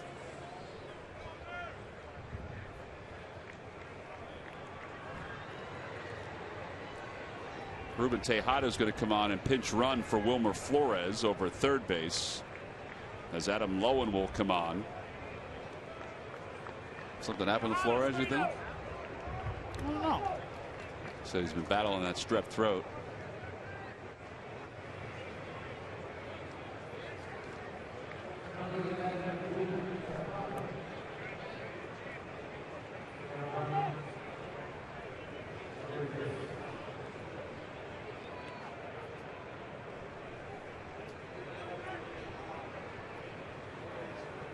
Chopper back toward the middle, and for back-to-back nights, Adam Lowen gets the lefty that he needs to get to wrap up an inning. 2 runners left on base for the Mets here in the top of the 4th. Down at the bottom of the 4th we go. Sweeney will lead it off when we come back.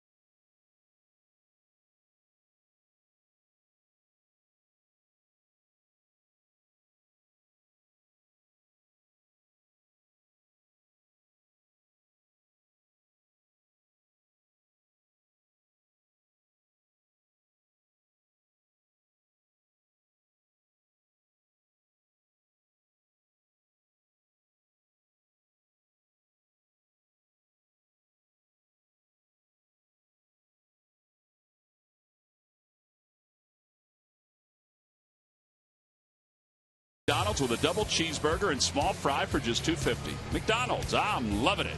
And by Chevrolet. Visit your local dealer at ChevyDealer.com.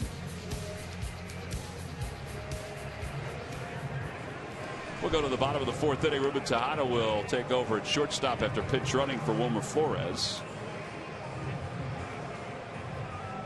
Darnell Sweeney will be the hitter against Logan Verrett. Nothing yet on Cespedes.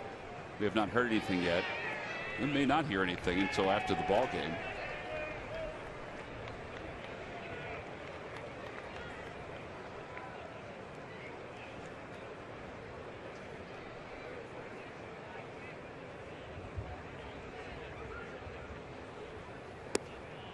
First pitch is outside. It's 1 ball and no strikes. Sweeney, first time up, struck out. One of 5 strikeouts for Verrett. Outside and high. It's 2-0. Verrett absolutely loves that changeup. He's not bad, considering the guys that they have ahead of him. He's kind of a different pace than the other pitchers they have. Wouldn't you agree? I would say he's a smaller Bartolo Colon. Add, subtracts, throws that front door sinker. I think he's kind of like Dylan G, the guy they had. Well, he's actually wearing his number that they kind of exiled this past season. Kind of looks like Chris Benson. Yeah, a little bit. There's ball 4. Sweeney's aboard.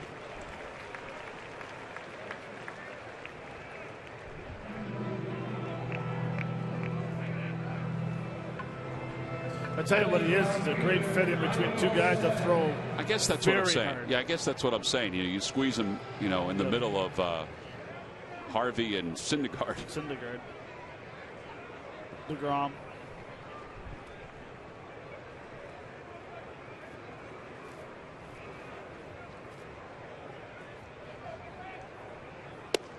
Bogusevic takes a strike. It's 0-1.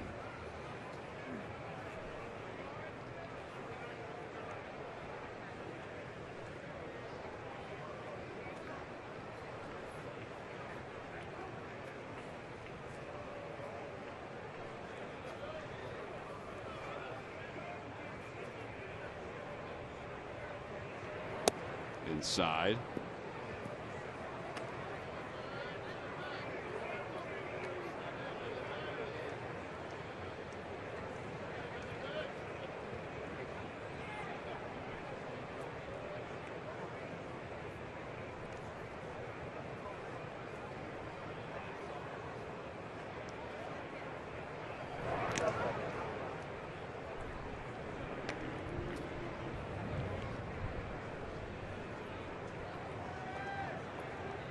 One swing of the bat.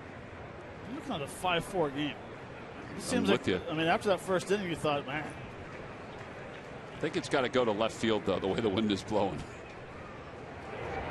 Unless it's an absolute bullet right down the right field line. Or a line drive. Line drives will get out of here.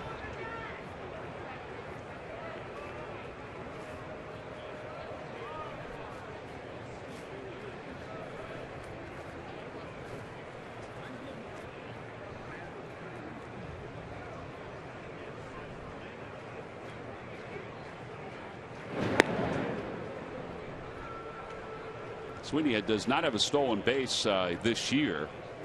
Did have 30 stolen bases in the minor leagues this season. I underappreciate the ability to steal a bag and how much time it takes to get used to swiping a bag in the big leagues. Does that make any sense? Absolutely.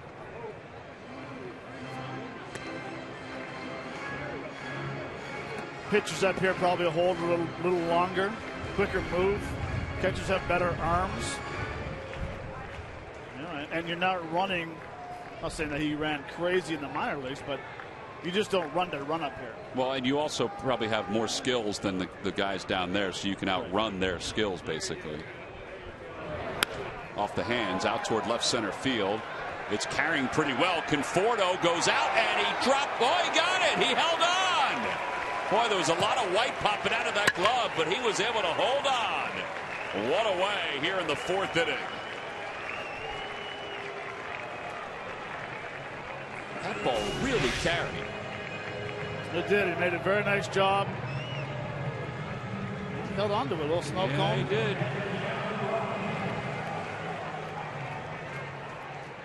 The wind definitely helped that ball hang up there for a long time. That was an excellent play. Very good.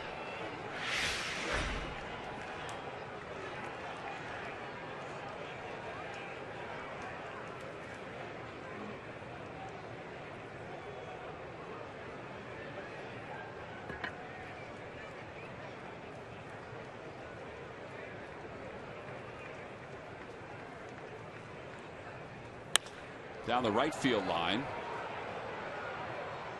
And out of play.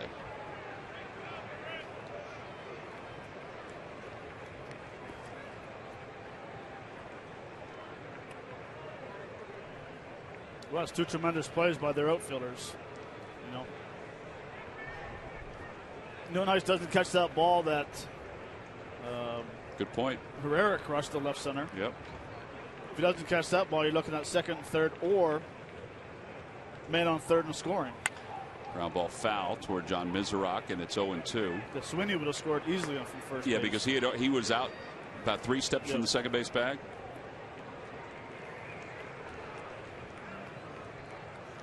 There's a happy camper right there. As if he waited his whole life for that baseball, Matt.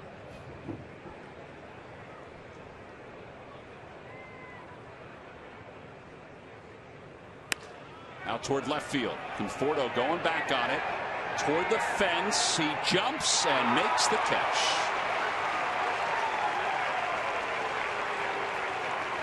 I don't know if he needed to jump at all. But he's in highlight reel mode right now. Now there are 2 outs. Well, he does a nice job getting back there. Once again, the wind knocks that ball down. He thinks he has to jump, and then in the exchange, he almost bobbles it right there. They did bobble it. It's a good play because he got back to the wall quick. Yeah, he was looking for the wall to sort of cushion him. As Lowen stands in, the wall wasn't there. No. 1 ball, no strikes.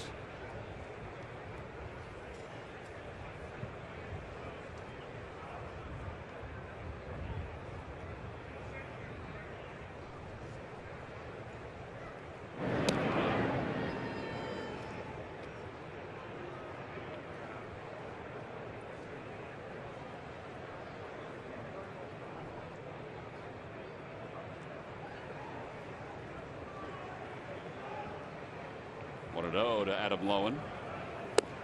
Swing and a miss. 1 ball, 1 strike. Lowen had a base hit in last night's ball game.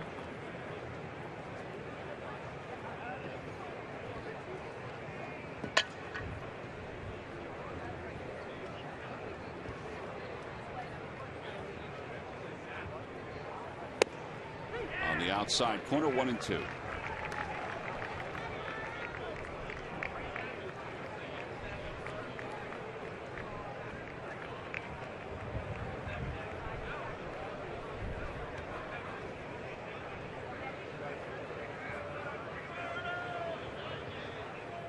Off the end of the bat, spinning out toward the left side. David Wright has it in time to get Lowen. Side is retired. No runs, no hits, and 1 man left. We've played 4. We'll move to the 5th. It's 5-2 New York.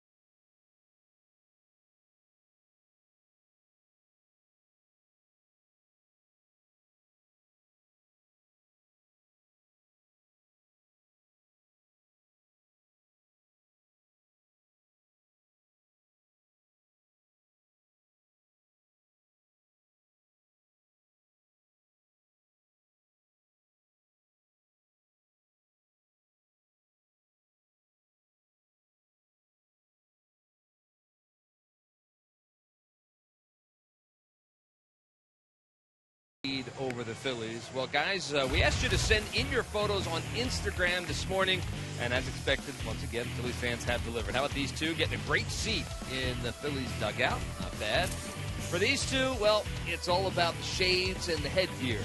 They are looking good. Yeah. How about another great hat? This one not on a head, but at beautiful Citizens Bank Park. And then how about I like this one too, you know, an iconic spot in Philadelphia. Yeah, showing Love off Park. your Phillies pride. Love Park. There you go. But today's winner, well, here it is. This guy, this youngster is celebrating a birthday, obviously, because of the confetti, with the Fanatic Dangle hat. That's right. At Citizens Bank Park, and that comes from Ann Alicia 10, and that is today's winner. And today's winner will get a $100 Phillies gift card and a Phillies prize pack. Tomorrow, you'll get another chance to post a picture presenting your Phillies passion on Instagram with the hashtag THX, thanks, THX fans with the PH, and you'll have your chance to win. There you go. Send them in early because the first pitch, 12:05 tomorrow, guys. 12:05, that's right. Day baseball tomorrow. Get up early. Way to sell it, Murph. Oh, we're dripping. Just spillage. Newman Heiss hit by a pitch. Second batter hit tonight by Phil's pitching. That was just like the first one. That was not intentional. I think he's got his issues handled. Just a few more paper towels. That's all you need.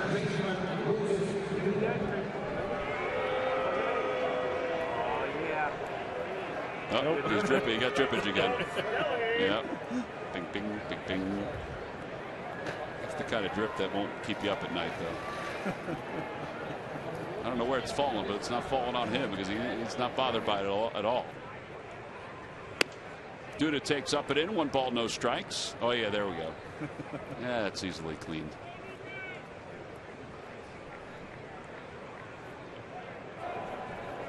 You know, if Matt was a friend, he would tell him that it's dripping. 1 ball and 1 strike to Duda.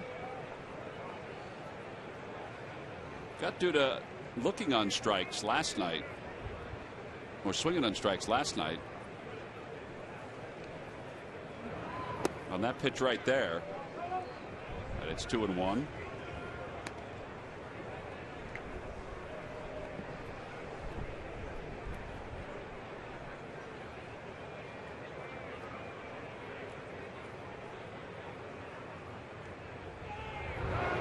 Outside, 3 balls, 1 strike. You know, I meant to get down today and talk to Adam and Bob about during the Mets batting practice today. They were playing catch.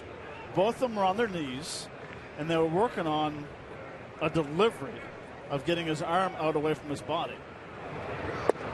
It was really interesting to watch how Bob was teaching him how to be on his knees and turn and get the glove away from his hand quicker and to get that ball out from his body. I mean, it was interesting to watch. Well, he is the project for Bob McClure right now. He would like him to. He's hoping that this works. I mean, hey, there's a lot of good things that we've seen from this new motion. I mean, it's a work in progress, but we've seen some good things with this motion. Yeah, and it's interesting. Like I was saying, it was on their knees, and he was playing catch, and as he was turning, he wanted to get that glove off his hand quicker and get his ball out here so he could get his hand away from his glove and get that pull through the ball going through. Yeah, you wonder if it's the same stuff they used to work on with Diekman. You know, I don't know. Diekman is, I mean, throws harder than Adam does right now, but it's a similar motion. It is. They both crossfire, which is a nightmare for left-handers. And if he gets that pitch in, it's a nightmare for right-handers because he got it. It looked like it was a strike, but it just kept on coming in. And the good thing is that he throws 92, 93. He can be wild, which you've seen, but then he can hit, you know, a corner low and away. So it makes it very, very uncomfortable for left-handed hitters.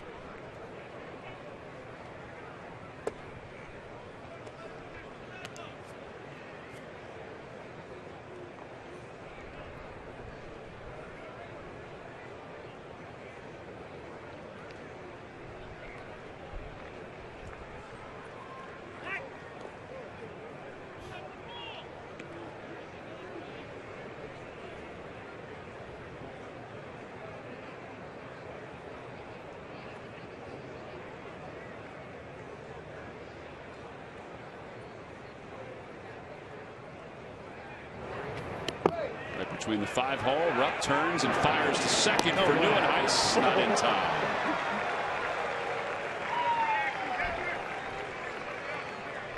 A slower runner would have been out by a mile.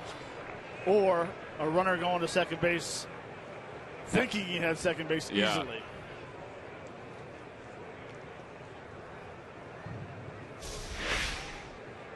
Misses right through the 5-hole. If he turns, see how he turns that way? Right. Not that I'm a catcher or anything, no, but if he turned, he might have had a little more on the throw. Never did tag him. Tagged him. Phantom tag.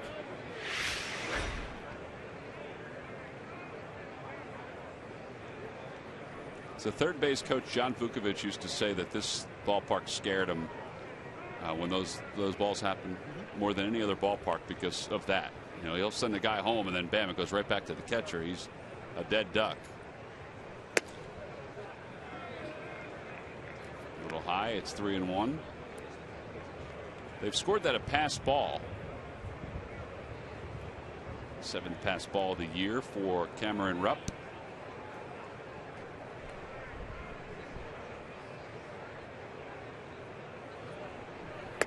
Outside ball 4.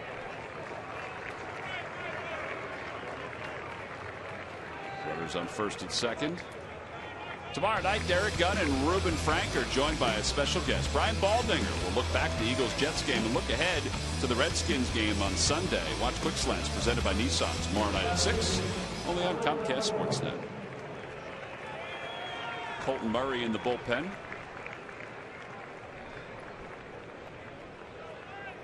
See Jerome Williams and Ken Roberts, they're kind of mimicking the motion, like where the hand is for Adam Lowen as he's delivering.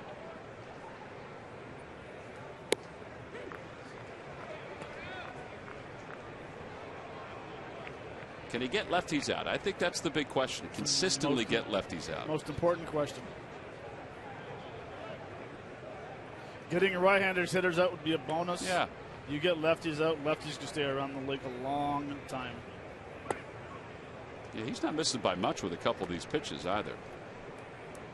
He actually looks a lot more comfortable, much more comfortable versus left-handers than he does right-handers. I would agree with you on that. Maybe that's just the way the focus is, has been on. Maybe. Maybe he feels more comfortable throwing to this side of the plate than he does on this side of the plate versus right-handers. Where you would think the way he throws in his arm slot, he would love to throw inside the left-handers. Ball's carrying pretty well. Herrera back in the alley will give way to Altair. I mean, and the throw to third not in time. It looked like Herrera was going after that ball. Correct. And the wind brought it back. Back to Altair. Wrong area code. Altair caught it. Yeah. He kind of made it look like he was backing him up, but I don't think that was his intention to back him up. No. He's going to the gap thinking I got it, and then realized that he's nowhere near it. Altair had it. Well, that'll be it for Adam Lowen. With runners on first and third, Pete Buchanan's coming out, and he will bring in Colton Murray to face the right-hander, Ruben Tejada. So a pitching change here in Philadelphia. The Phils down by 3, trying to keep it that way.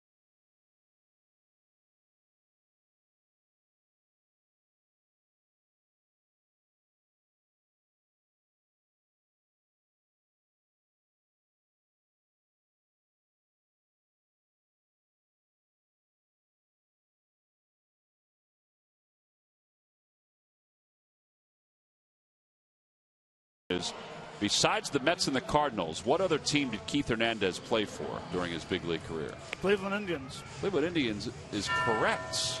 I asked him yesterday, the three teams. Oh, did you really? I asked him, I said, who all did you play for in your career? And he told me. So. Log back on to Phillies.com and find out if you're the winner of Phillies prize pack. Thanks for playing. Jeep Stump the Fence. I think if you asked him about it, he would tell you that he regretted it because his back was so bad at the time. He was only there 1 year, right? He was signed for 2, was there for 1. But his back was pretty bad by the end of his career. Here is Colton Murray.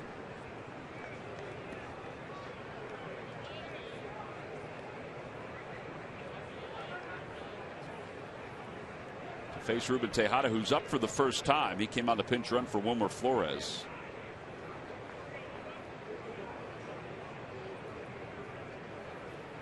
Ground ball to shortstop. Well, give the Phils bullpen some credit here tonight. They've kept the Phillies within reach. Murray throws 1 pitch just as Adam Lowen threw 1 pitch to finish up the 4th inning. Now to the bottom of the 5th. That's right. A little dancing for some Phillies offense when we come back.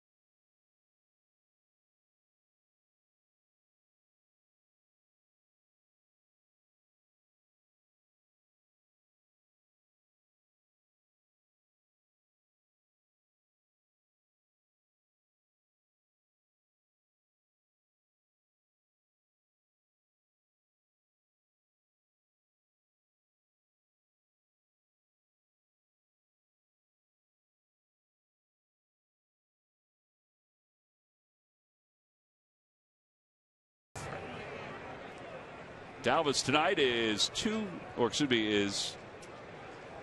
1 for 1. Walked his first time up. And a bunt singles last time. Beautiful bunt. I need either a light or glasses because I can't read my handwriting. There's a strike from Logan Verrett.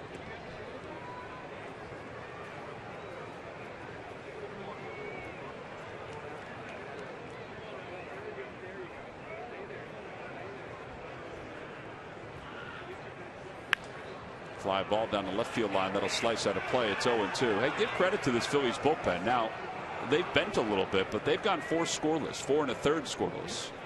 They've given the offense every opportunity to come back in this game, and not against Syndergaard or DeGrom or Harvey. They've given the offense every opportunity to do something here. It's all you ask for.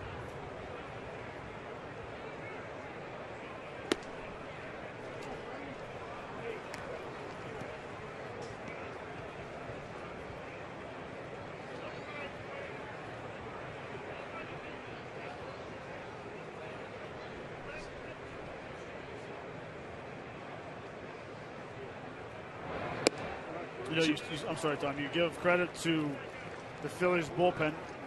Nice job. 3 goose eggs or 4 goose eggs. you got to tip your cap to the outfielders for the New York Mets making 2 huge plays. It's very true.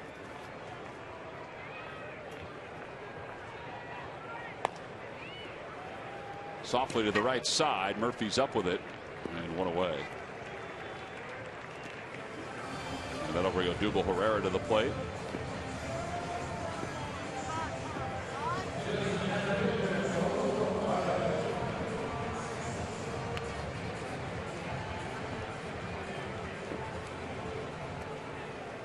Odubel's 0 for 2. Flied out to left and to center. As Matt alluded to, he was the one of the guys that was robbed of a base hit his last time up on a play by Kirk Neuenhuis.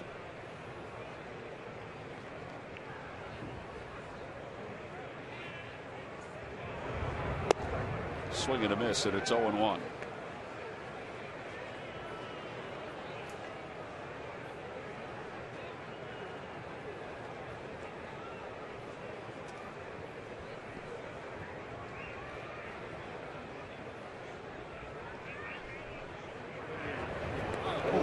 Odubel's hit by a pitch. Don't forget, 2 Mets hitters have been hit tonight, including Cespedes, and now warnings have been issued by Bob Davidson. It just seems like Odubel's the guy that gets hit when somebody needs to get hit for one reason or another. Best player. Yeah, I guess that's it. Best hitter on the lineup right now. On purpose? Absolutely. Number 35 hasn't missed a spot all night. Yeah, not there either. No.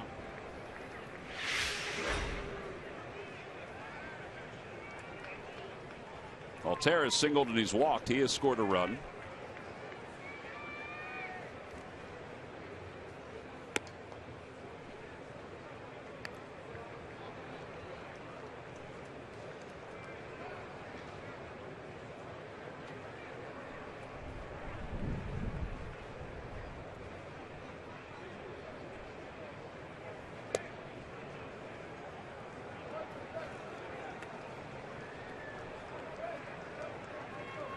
A lot of people in that situation get mad at the pitcher. They get angry. It's not the pitcher's fault. That comes strictly from the bench. I'm sure it did.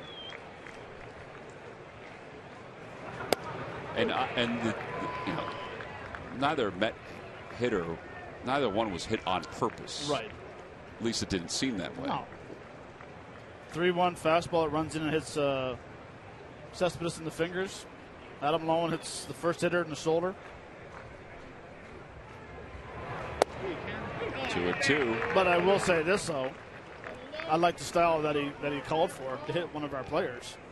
You know, Charlie Manuel always used to say, I didn't care if he hit us or not. If he was knocking guys down and throwing up by, I'll never forget in San Francisco, one of our hitters were getting thrown up inside by the head area, and he said that if you can't control fastballs inside, people have to pay. Until they learn how to pitch inside, so be it. You know, this is this is 3-1 fastball that just tailed. You know, unfortunately hit him in the fingers. Runner goes. Pitch is chopped foul. Odubel got a good jump.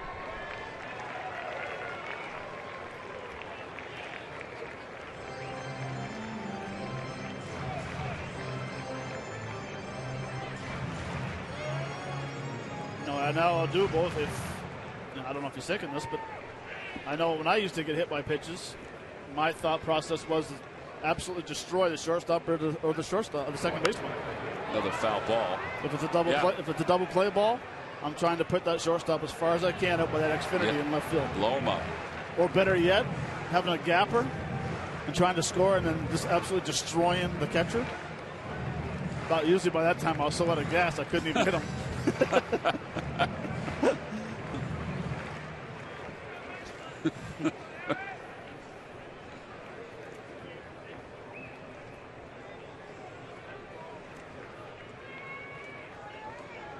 He goes again, and the pitch is high. Ball 4. That means the tying run is coming to the plate here in the 5th inning. Second walk for Altair, and here comes Terry Collins. That'll be it for Verrett. They're going to go to the right-hander to face Darren Ruff. So the first pitching change of the night for the Mets comes here in the bottom of the 5th inning. The Phillies have 2 runners on, and they are threatening with the tying run coming to the plate. They trail at 5-2, and we'll be back after these messages.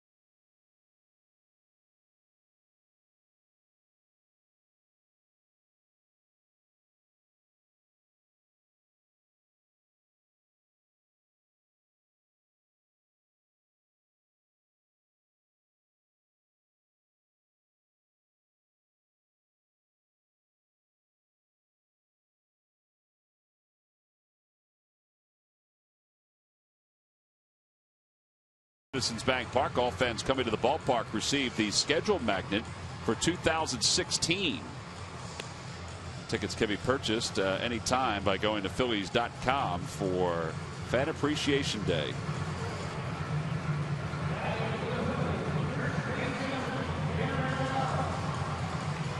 One man down, bottom of the 5th inning. Phillies have runners on first and second. Eric Goodell will be the new pitcher. Goodell 1-1. A 2.53 earned run average. Saw him in yesterday's ball game. All right, so this is a scenario. Go back to yesterday. His first pitch he throws to Altair, what is it? A fastball, right? Base hit up the middle. Next hitter he faces is Darren Ruff. Throws him a curveball. If you're Darren Ruff in this situation, what are you sitting on? I'm sitting on in this spot. Yes. What's the thing, a fastball or a curveball? Curveball. Really? I could be wrong, but yesterday he gave up a first pitch fastball base hit. There you go. Curveball outside. 1 ball, no strikes. It's all about memory in this game. Confidence and memory. Well, he's 1 for 5 with runners in scoring position here tonight. This is Darren Ruff's 3rd time. His 3 at-bats has had 2 runners on each time. Doubled his last time up, a 2-run double. Up high, 1 ball and no strikes.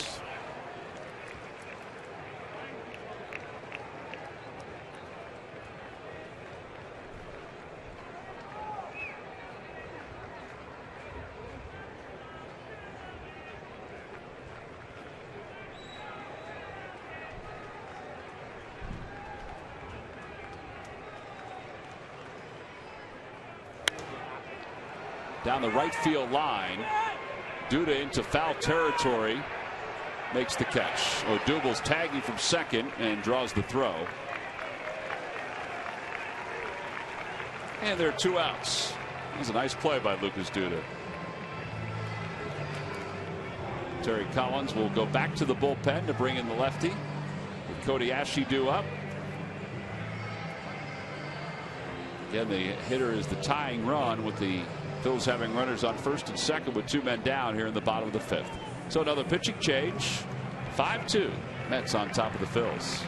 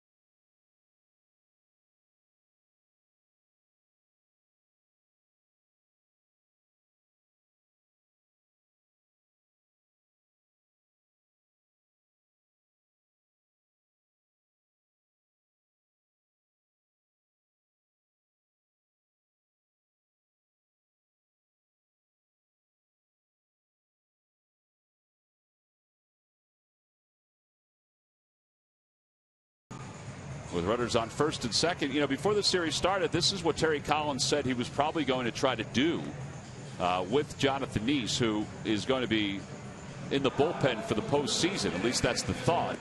He wanted to see what he can do in these matchup situations against a guy like, let's say, Cody Ashley in a tight spot in the ballgame. Well, he's so used to starting. Now you need to call upon him in the playoffs to come in and get a big knock or a big out versus a left-hander. Well, perfect timing the whole week. This is a good opportunity right now. Yesterday he struggled getting left-handers out. I believe he gave up 3 hits to the left-handers. The thing about Neese is he can get right-handers out too.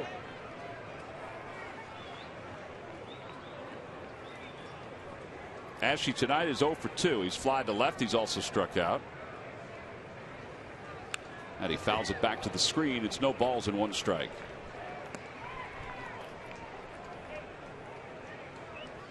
Good numbers against Neese. 6 for 10.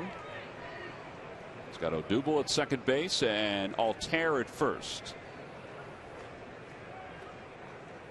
And a line drive base hit it to right field. Odubel's around third, heading home. Going to third base is Altair, and the Phils are within 2. It's a 5-3 ball game.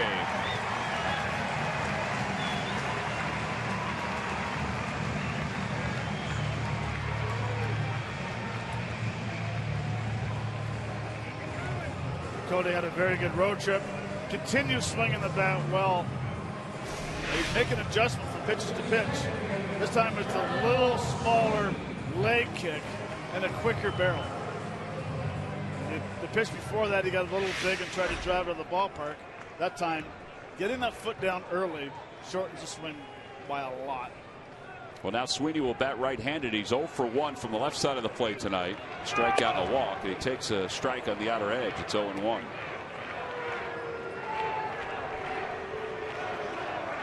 I like Sweeney's setup and his swing better right-handed than on the left side.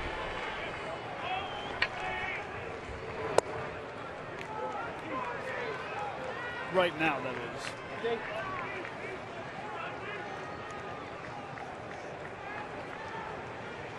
Shorter stride from the right side of the plate. Yeah, it just looks more comfortable. It looks like his timing's a little better. His balance is better. In the dirt, and it's 2-1.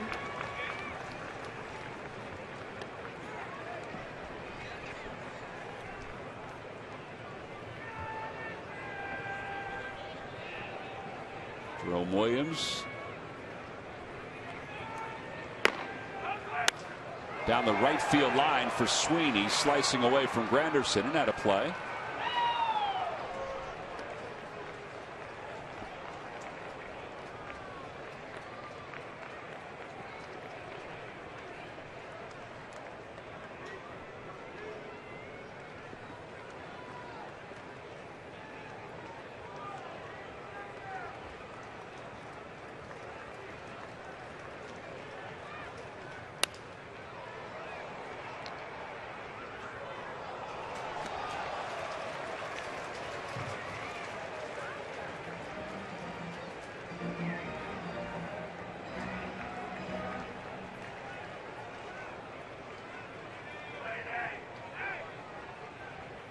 Line drive out towards second, picked on 1 hop by Murphy.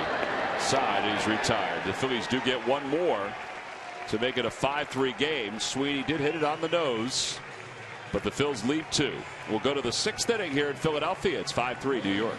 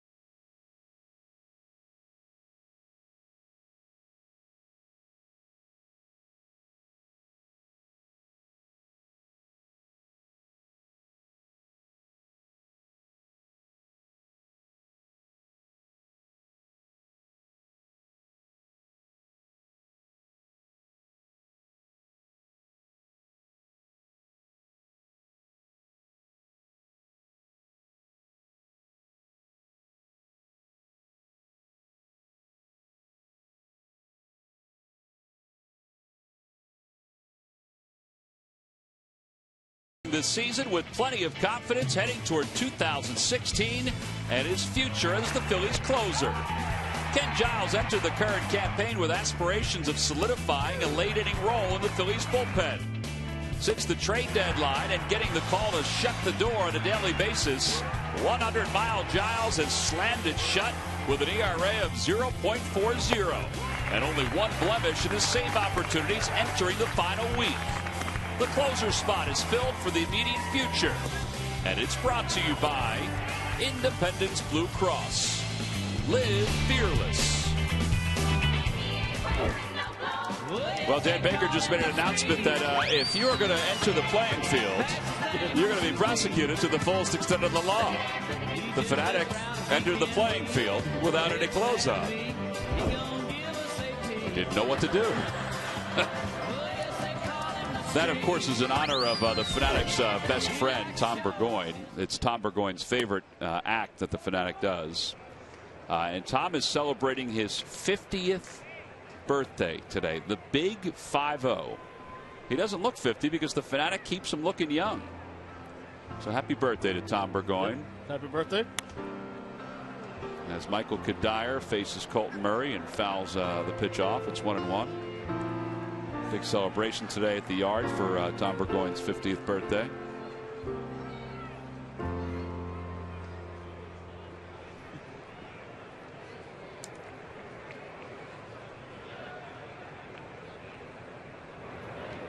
Breaking ball, and it's 2-1. So the bullpen tonight for the Phils, 4 to third, 3 hits, 2 walks, 2 strikeouts. They've had some base runners, but they've gotten out of some jams. Nice job so far. After Alec Asher allowed 5 earned runs in 2/3 of an inning. Swing and a miss, 2-2. Murray's got some good heat. He's got a good hook too. Very good curveball. Granderson on deck.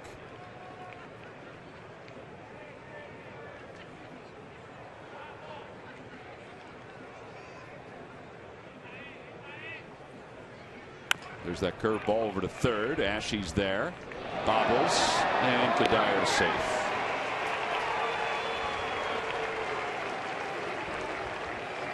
Tenth error of the year for Cody. It just looked like he was trying to get rid of it faster than he needed to. He never really had a grip on it. It kept rolling around the glove. Yeah, there's lots of time Kadire doesn't run real well. This exchange was bobbled a few times. See if it hits him in the hits him. You know, it doesn't get in his glove all the way.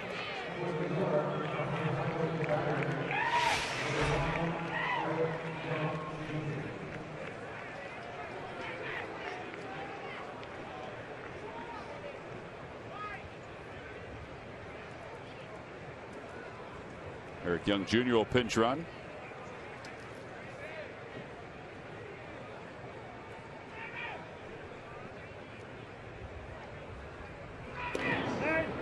And he's back, according to Hunter Wendelstedt.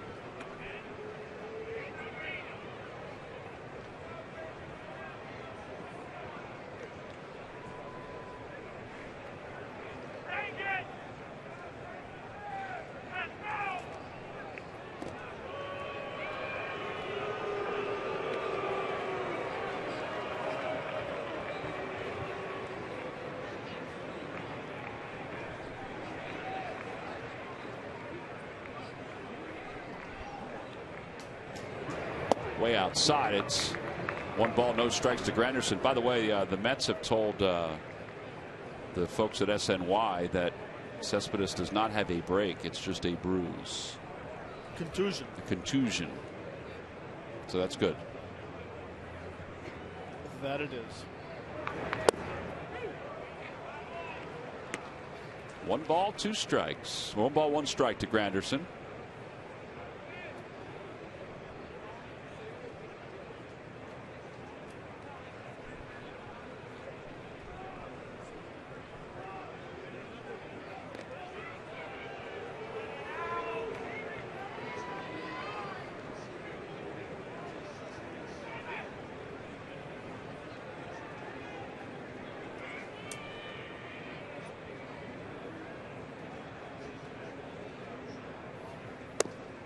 low again, 2-1.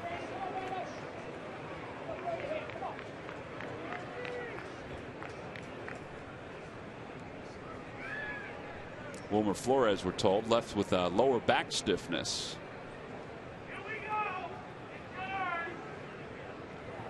Outside again. 3 balls, 1 strike to Curtis Granderson. Nobody out here in the 5th inning, or 6th inning, excuse me.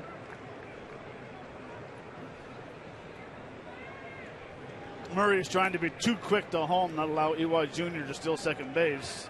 He's forgetting about his mechanics. A lot better right there. Yeah, you can even see it with the way his body was moving. Galvis says he has it, and 1 away.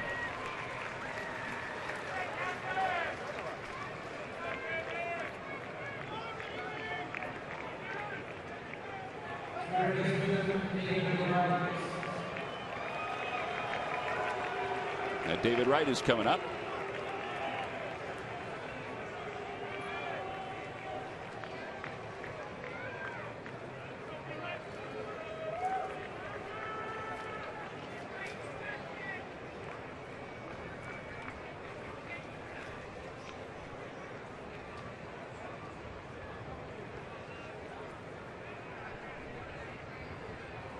Runner goes, pitches low, throw to second base by Ruff is not in time.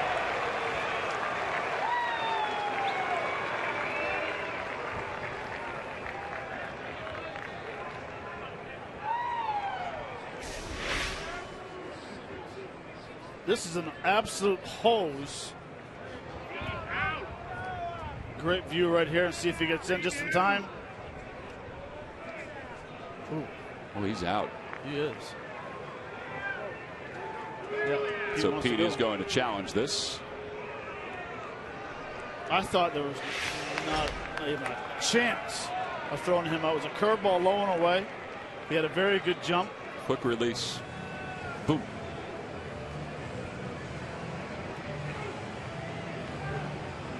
Marvin Hudson to your left and Hunter Wendelstedt to your right. They will review this. It shouldn't take that long if they have the replay that we just showed you. Darnell Sweeney reacted almost immediately. Here it is, a couple of different looks at it. Yeah, he's out there, you can see. And then right here, this I think is the definitive look. He gets him there. Now his fingers just touched bag there. Yeah. See the movement of the bag. Now what about the ball moving around there like that? He still had control of it. So I think they'll overturn this one.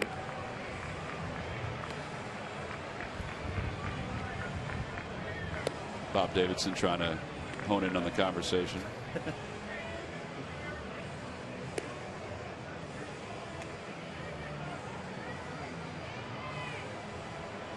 So it's the crew chief that jumps aboard the headsets with the person who made the call. Correct. That is correct.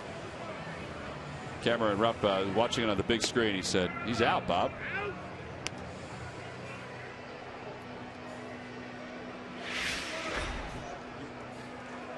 I don't think there's inconclusive evidence here. I thought that was pretty clear.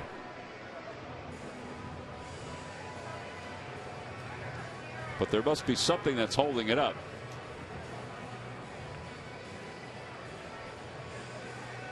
New York starts looking at it almost immediately as soon as the play occurs. Watch it right here. This is what we're thinking is a definitive shot. Ball and glove, there. Outs.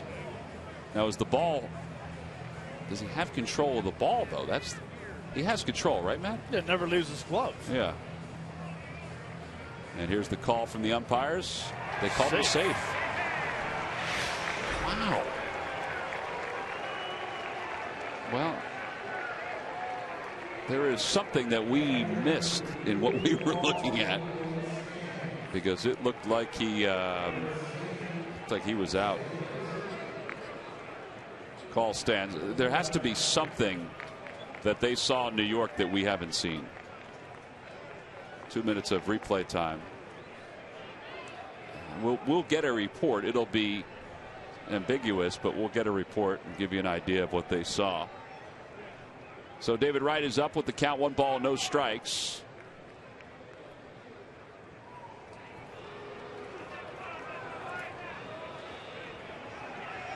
That's really interesting.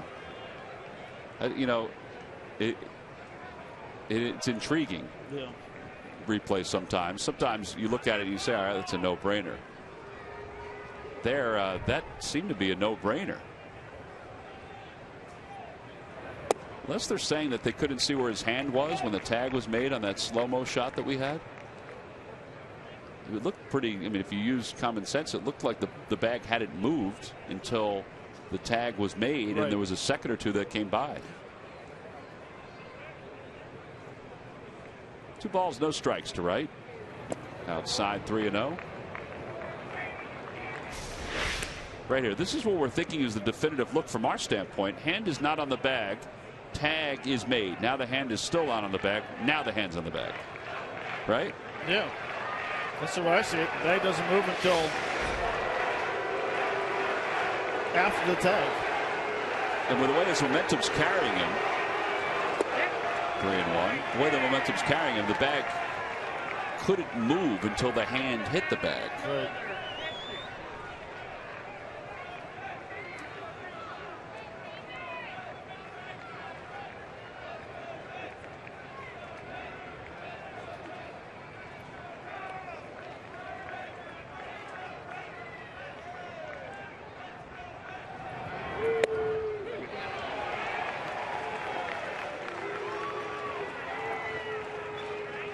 You got to figure you throw a 3-1 curveball, you got to throw a 3-2 curveball, right? It's his best pitch.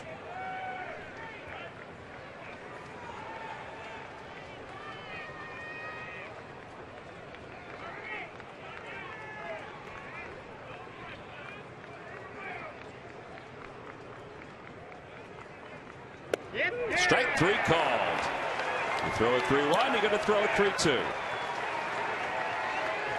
Runner at second base, 2 men down. Time for our timeless moment. Murph, take it away. All right, thanks, Tom. Presented by Coors Banquet. And on this date, September 30th, 2007, I think you guys will remember this, the Phillies beat Washington 6-1 right here at Citizens Bank Park and clinched the NL East division title on the last day of the season. You remember the Mets and the Phillies were tied going into that final day of the season. The Mets, they lost 8-1. The Phils win it 6-1. And the Phils headed on to the playoffs in 2007. Good moment. Yeah, some of the shots of the ballpark that week leading up to the title, the divisional title run. I mean, it looked like this place was crazy. Towels were waving every which way. It was loud. It was awesome. Here comes Pete Buchanan. It looks like he's going to make a pitching change with the lefty Murphy coming up. Roberts, the lefty, is warming up. So another pitching change for the Phils here in the top of the 6th inning. Runner at second base in a 2-run game. We'll be back right after this.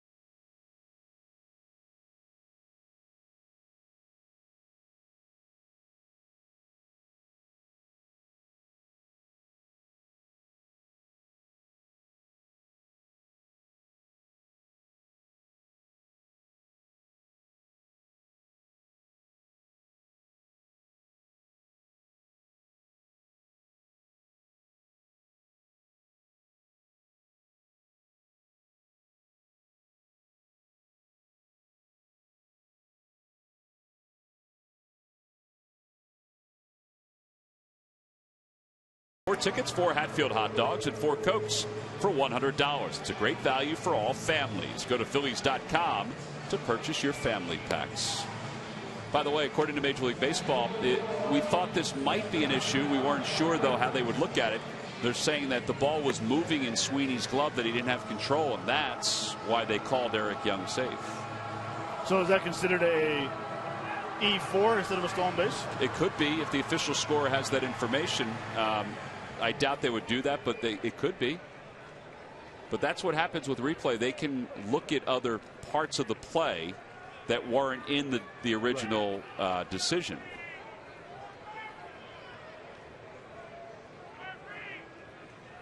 So Daniel Murphy facing Roberts here. Curveball, and it's 0-1. Ken Roberts 0-1, a 7.30 earned run average.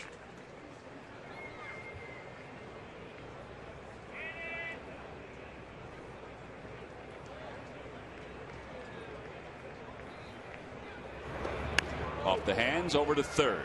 Nashi has it, throws on the runs. Side is retired.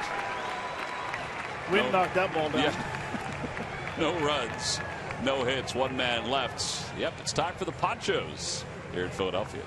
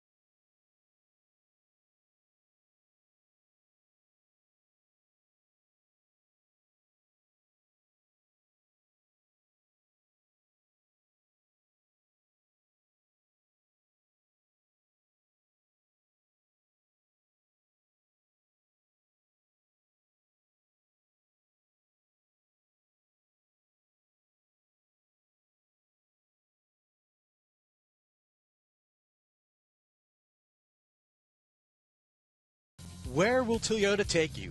Visit buyatoyota.com today to find out. Toyota, let's go places. Buy WB Mason. You can't go wrong when you buy right. And buy the Quality Plus Ford stores. Go further. Great support by Christine while Joe was reading the billboards. Christine Connors and Joe Kennedy. Oh, man, that was great. They did an excellent job. Very good. Hansel Robles is the new pitcher for the Mets. 56th game, 4-3, 3.42 earned run average. And he is on in this 2-run ball game as he will face Bogusevic, Cameron Rupp, and then the pitcher's spot. Usually I give a scouting report on all the pitchers that come in. Yeah. Scouting reporting on Robles, beware of this quick pitch. He loves the quick pitch. Bogusevic is 0 for 2. We saw that earlier this season.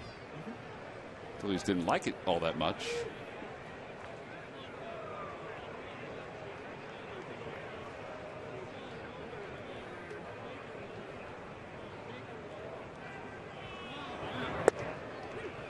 .95 with the fastball.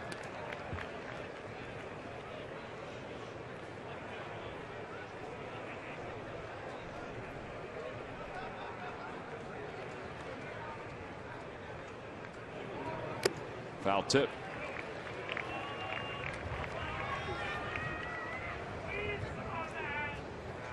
And this is usually the time where it does the quick pitch with the no ball, 2 strike count.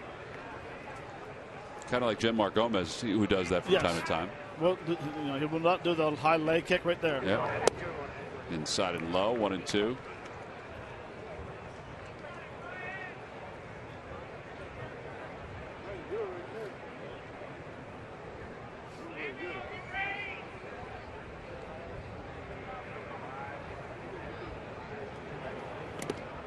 Two balls and 2 strikes.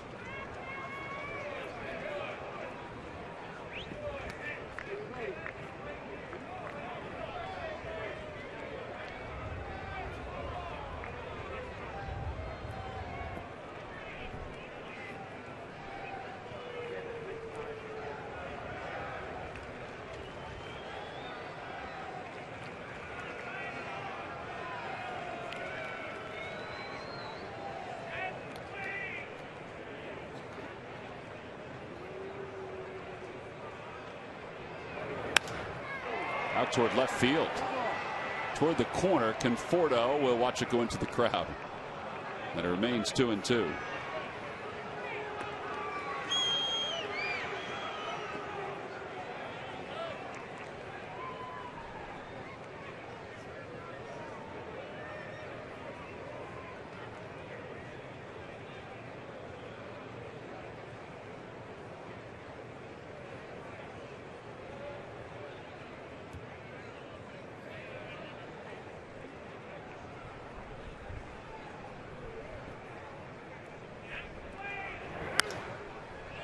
Another one to the crowd down the left field line.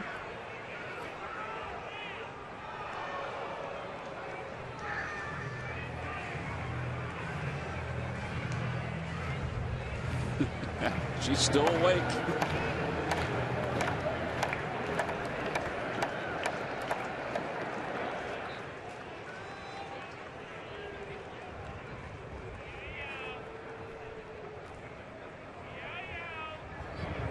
In the dirt now, 3-2. So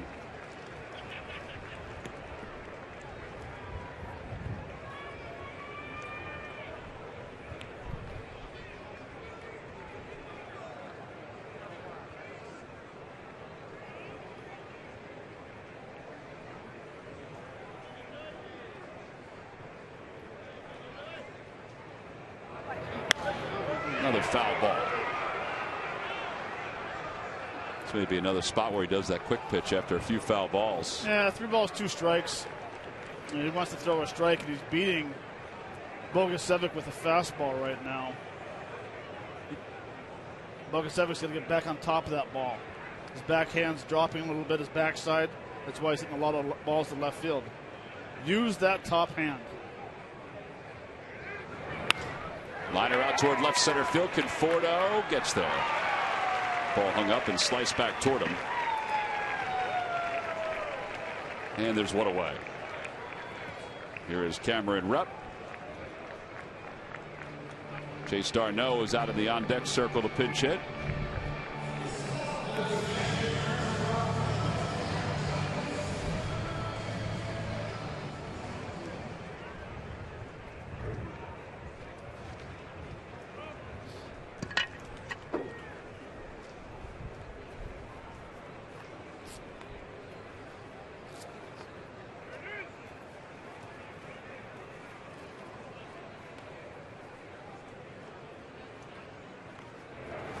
Way outside with the first pitch. It's 1 ball, no strikes.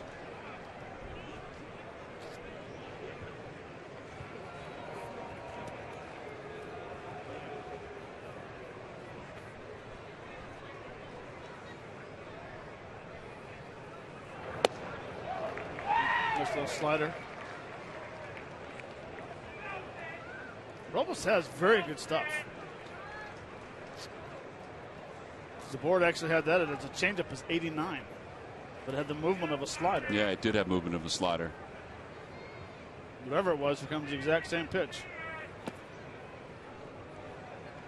3.40 earned run average, 58 strikeouts and 53 innings of work. So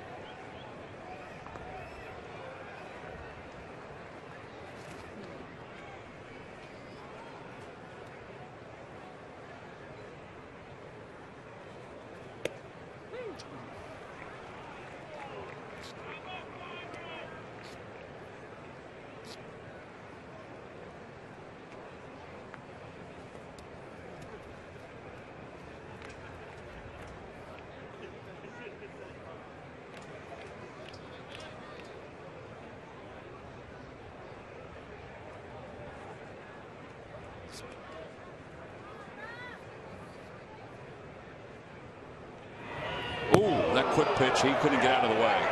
That's what he's got to throw him out of the game. That's what happened the last time. That's what the Phillies were upset about the last time. The quick pitch, and Ruff wasn't even prepared.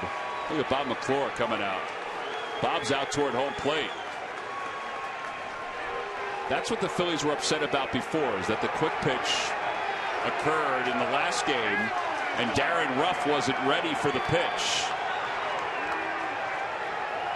And that's what happened there. Cameron wasn't really ready as the pitch came in, and it came up toward his head. That's what Frank Core said the last time it happened. So Robles is thrown out of this ball game.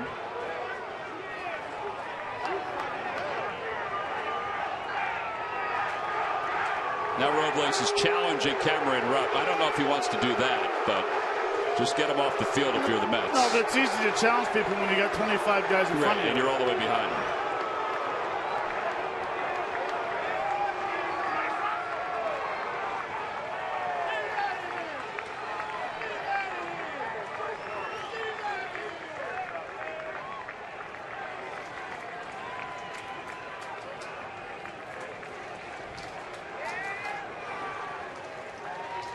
Bob Davidson had warned both teams earlier in the game. See, there's a quick pitch. See, he's not even. Well, Cameron was more ready than I thought. He was more ready than I thought. But the pitch was up and in. I actually thought Cameron was still practicing his swing, but he was set and ready to go. Yeah. Yeah, he was set and ready to go. It's just the pitch was up and in. Now the fact if he takes a regular windup and he throws one up there, but it's a quick pitch. See, Bob Davidson wasn't even ready. The home plate umpire. Did you see where Davidson was? Well, Terry Collins said last time that, they're not doing anything that's against the rules. And Jenmar Gomez does it, so it's not like we haven't seen it on the Phillies side of the ball. Gomez does it, Robles does it, Familia does it. Right. Any pitcher that does it in Major League Baseball, it's bootleg. I think it's it's not Major League Baseball. Mm-hmm. The quick pitch like that once in a while. Zach Greinke does the exact same thing. And I'm not just taking the sides of a hitter, because if a hitter does something like Freddie Galvis did, the fake bunt was going to swing earlier. Mm-hmm. I don't agree with that either. But I do agree with what Bob Davidson did by kicking him out of the game, because it does not mean you have to hit somebody when you get kicked out of a game. Right. So we'll take a break. Bobby Parnell's coming in for the Mets. 5-3 the score. Mets on top.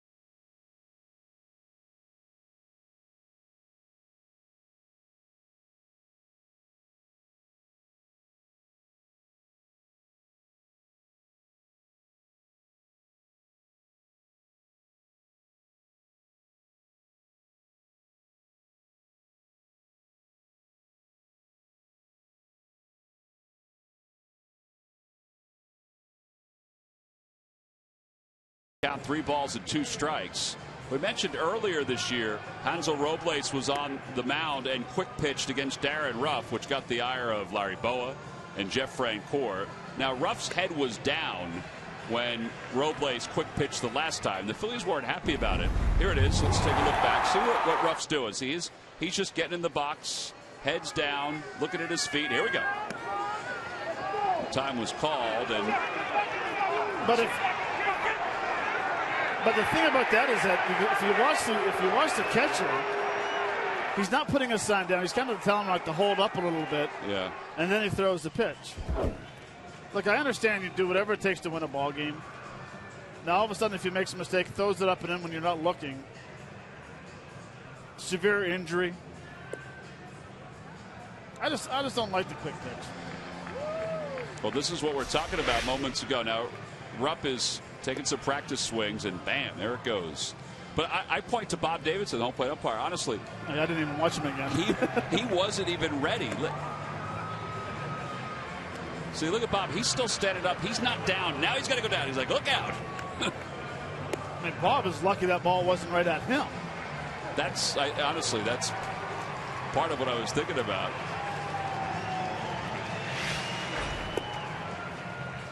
So Rupp will bat with the count 3 balls and 2 strikes. We didn't mention that Terry Collins was also ejected from the game because the benches were warned. So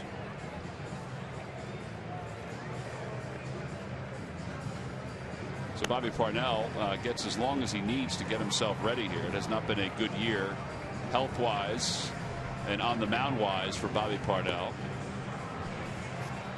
A 5.63 earned run average.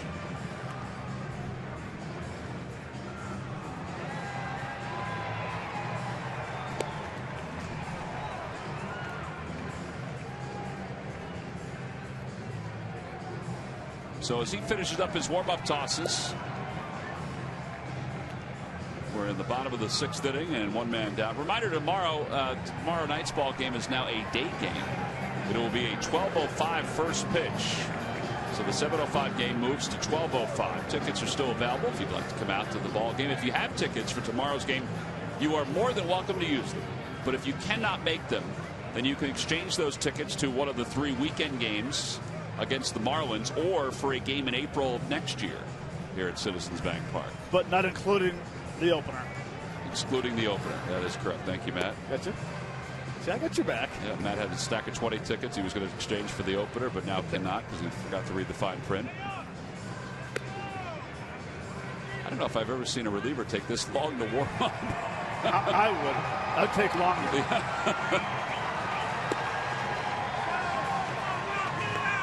Okay, he's ready to go.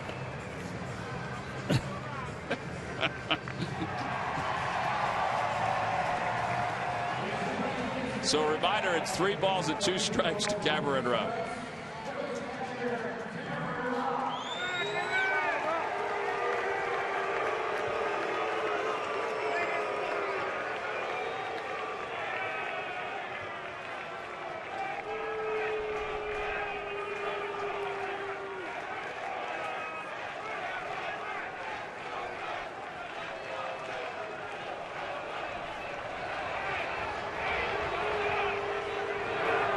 Outside, ball 4. So Rupp draws a walk.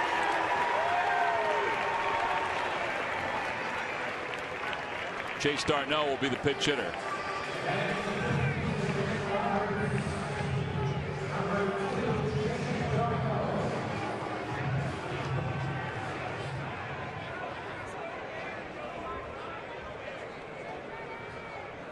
There was a lot of laughing going on last night.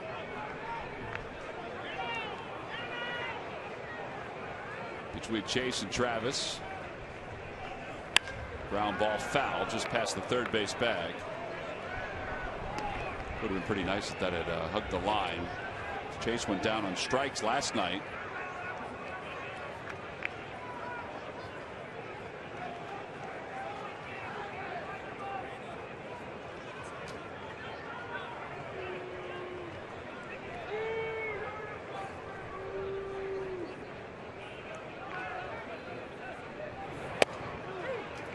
Two.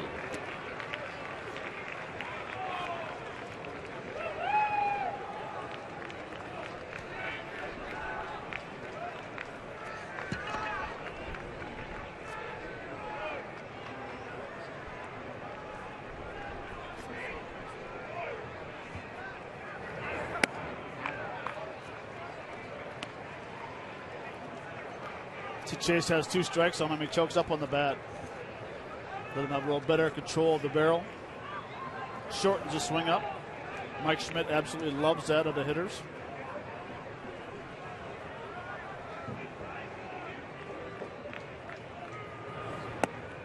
A little low, and it's 2-2.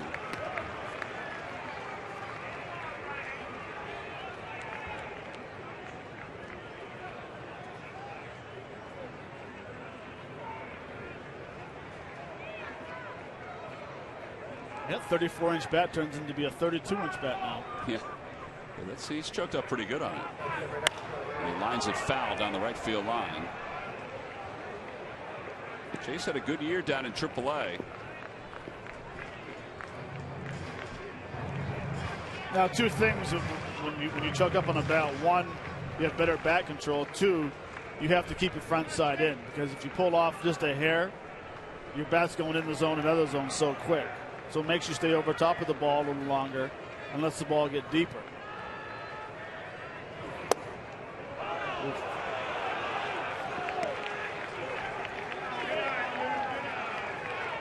Kind of froze him on that fastball. It was 96. Been living right here on 92, 93.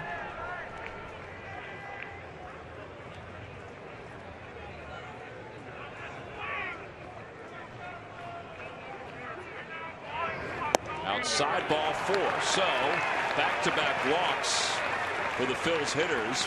Puts runners on first and second for Freddie Galvis. The last walk was charged to Robles. This one's charged to Parnell. Phillies are in this ball game after they allowed 5 runs in the first because of their bullpen.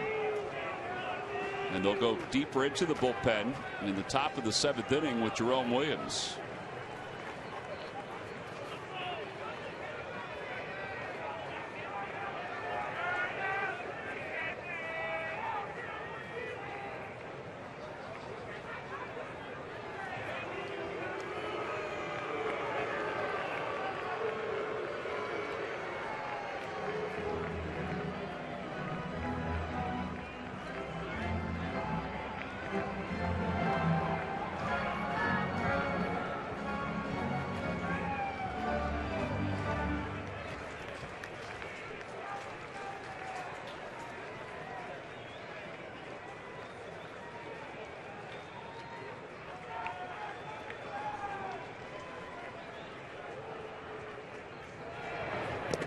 Gets away from Darno, goes back to the on-deck circle. The runners move up.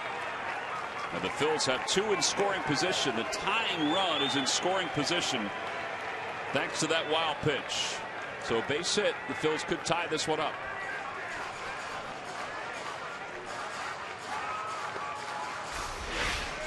He just spikes this fastball. Supposed to be a fastball away. Hard for a catcher to move over and catch a 95-mile-an-hour heater, and you're expecting it up in the zone, away.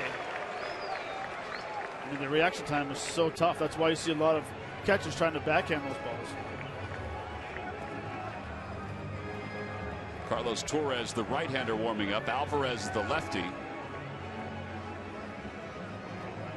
That Alvarez, the left-hander's got a great arm. He does. Upper 90s fastball. They threw him right in the fire in one of those Nationals games when there was still a race back in early August, maybe late July, and he did a nice job. Phil's with an opportunity here with 2 runners in scoring position. Galvis has walked. He's bunted to get on. He's also grounded out. Ball to the middle of the diamond will get a run home.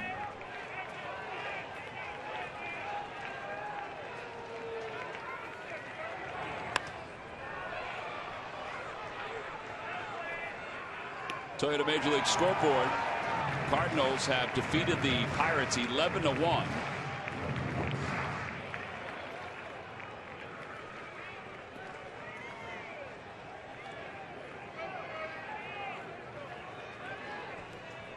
So 1 ball, 1 strike to Galvis.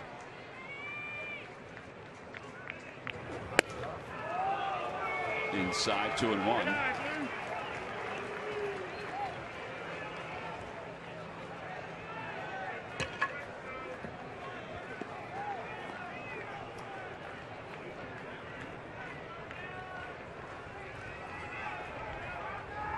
balls and 1 strike.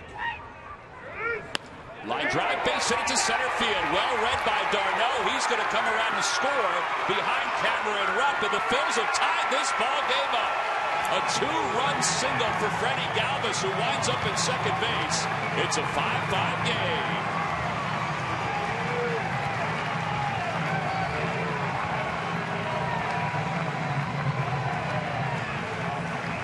Well, now it's time to get the go-ahead run home, and then there'll be some dancing.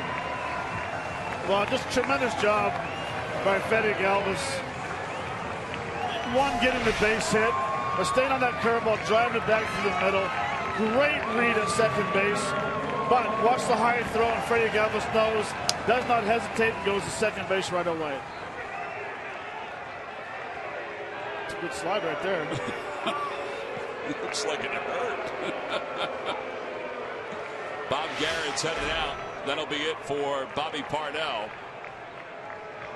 As the Mets go back to the bullpen one more time, they'll bring in the left-hander Alexander to face the lefty Odubel Herrera with the go-ahead run in scoring position. 3rd hit of the day for the Phils with a runner in scoring position. They've tied it up at 5.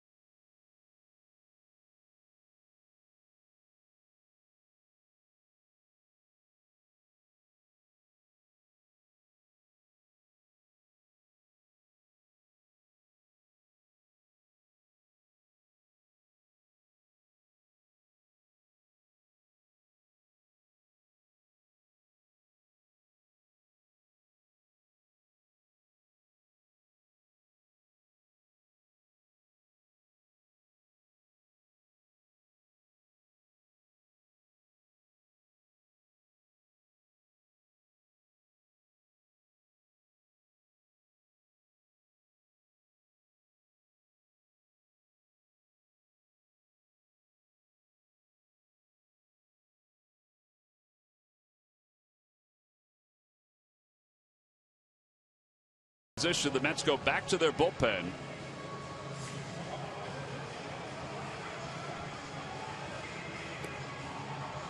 And Odubel Herrera will face the left-hander Alexander. 1-0 with a 13 ERA, 13.5 ERA to be exact.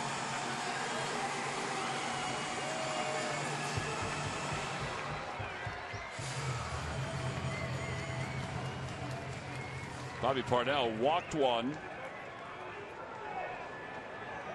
Issued ball 4 to another batter, and then an RBI, a 2-run single to Freddie Galvis to tie the game up. So now Odubel's up with Galvis at second base.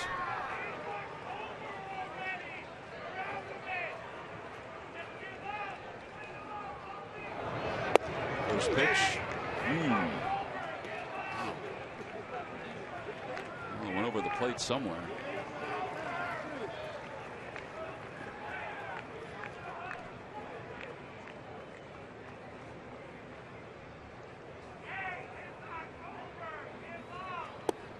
Outside, 1 ball, 1 strike.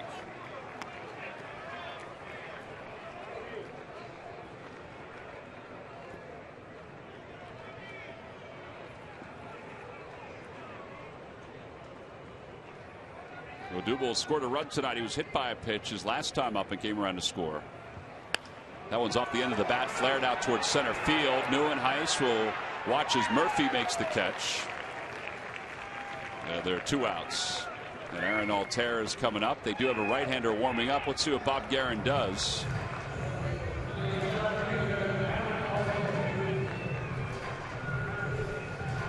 He's going to allow Alexander to pitch here, it looks like. He does have Torres warming up. Bob Guerin, the former manager of the Oakland Athletics.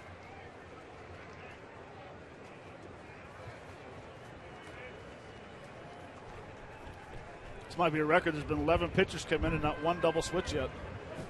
It's because they probably have so many guys on the bench they figure, we got pitch hitters. There's a strike, and it's 0-1 to Altair.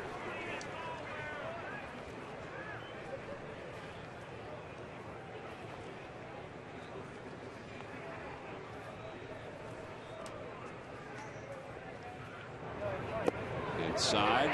Got him, didn't it? Yeah. So he's hit by a pitch. That'll put runners on first and second. Kick him out.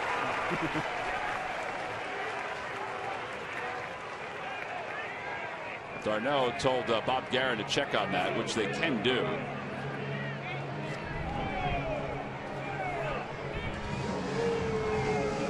And I do believe they decided that it has hit him. So now Bob Guerin will go to the bullpen to bring the right-hander in. So Alvarez is done with 2 outs. Let's take a look at it here. You also could hear that too. You can't hear it right there, but top of the foot, bounced off the top of his foot and went in the glove.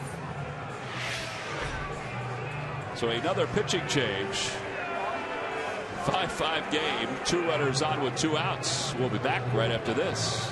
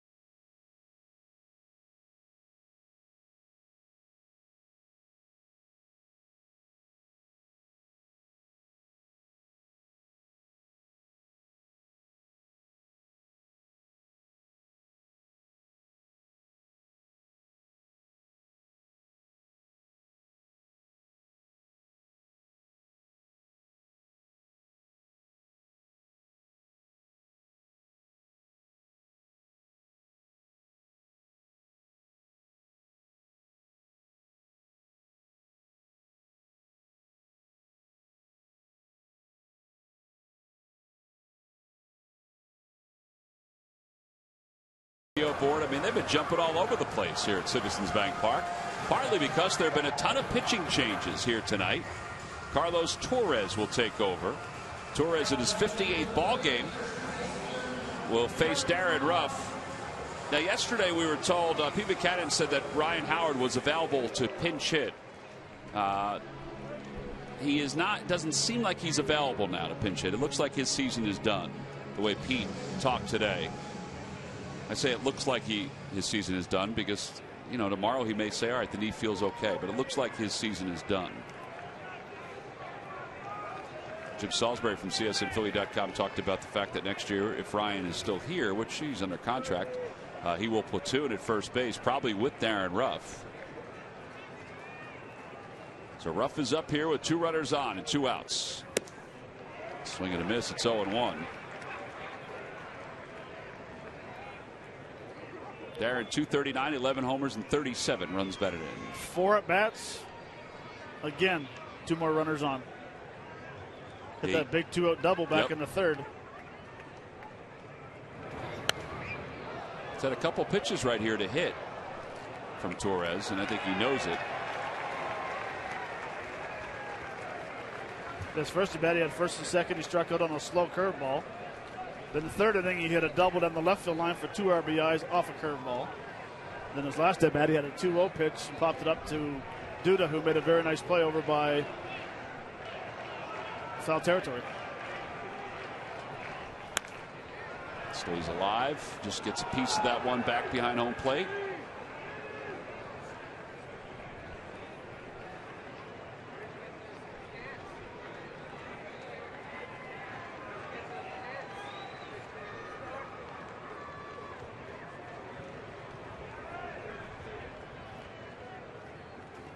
That one gets away. Another wild pitch. It's 5 wild pitches in the game tonight between the two teams. I mean, that wasn't even close. Remember playing Nintendo? You used to throw that big slider in Nintendo? Yeah. That was a Nintendo slider. Yes, it that was. thing lands about out here. Travis d'Arnaud had no chance. No. And now base hit would score 2.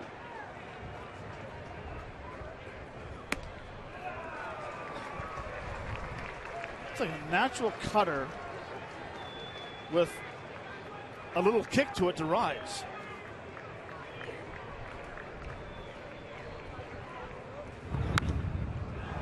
Darren staying alive, just trying to get a piece of it, and he shoots it up to the upper deck over the first base bag.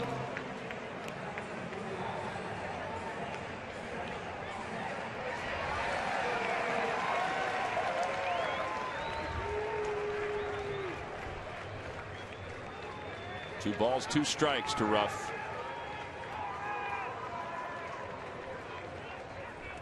In the dirt, gets away again. Here comes Galvis. He'll score. The Phils will take the lead.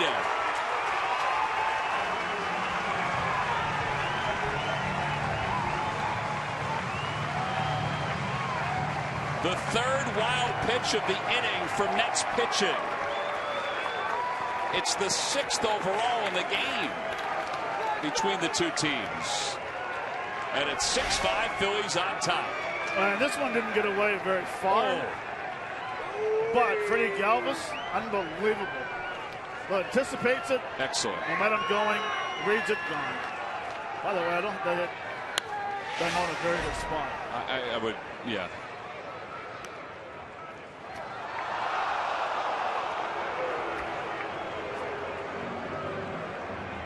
Nothing lead for the Mets, and the Phillies have erased it and now lead it by 1.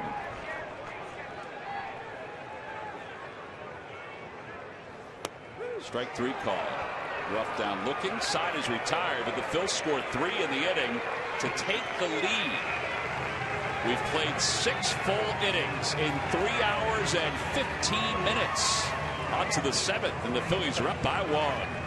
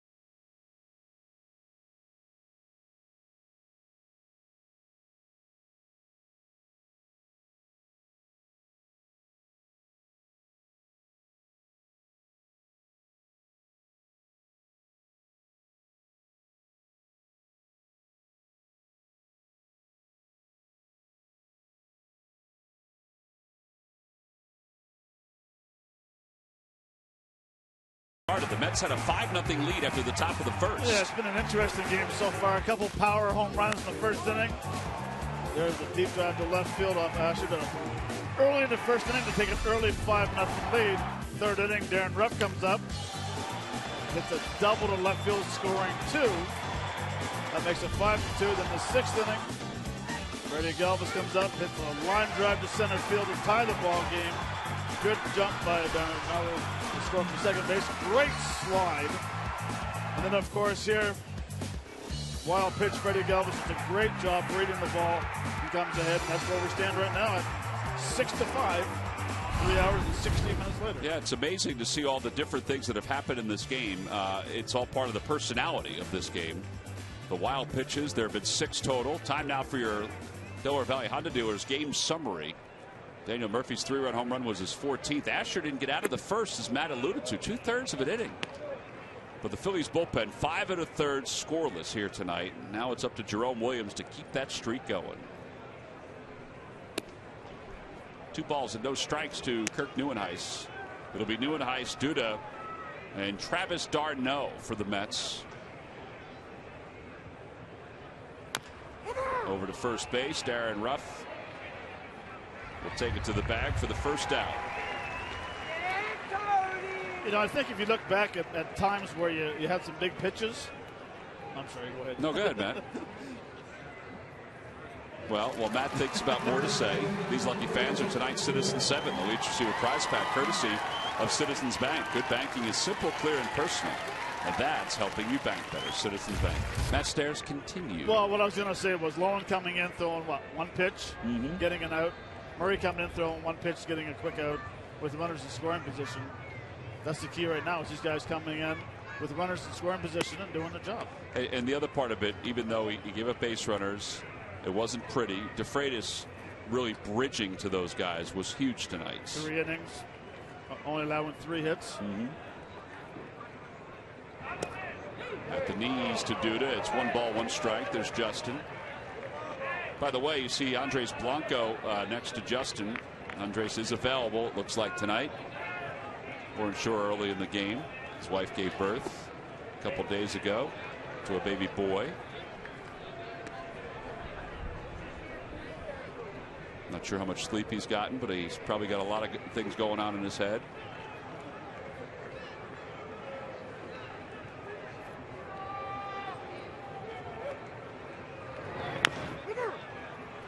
Two balls, 2 strikes.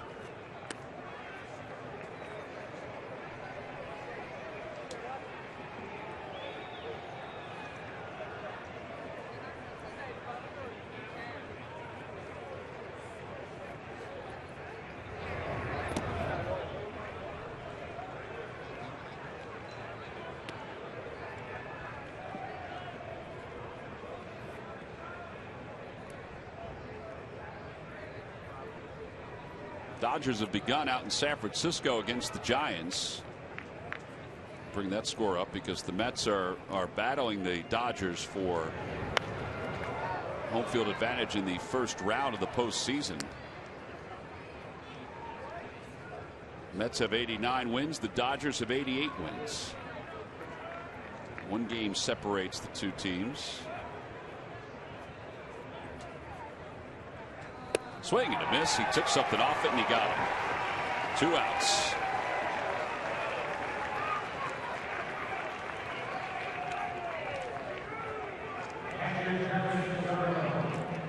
And here's d'Arnaud. It's a nice pitch. 3 balls, 2 strikes. Came in the fastball prior to that pitch. So a very nice changeup. Good location, good movement.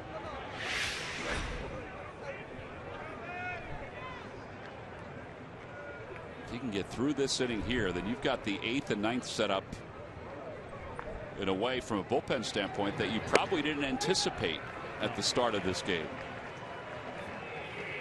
Meaning that you can have Giles finish it off if the Phillies are in the same situation.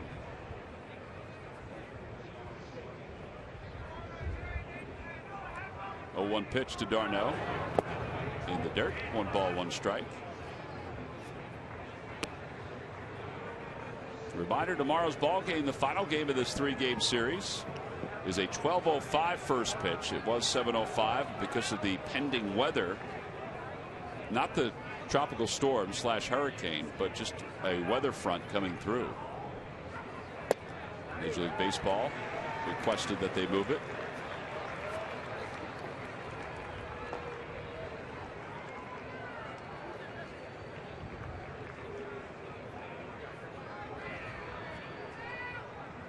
One-two pitch coming to d'Arnaud.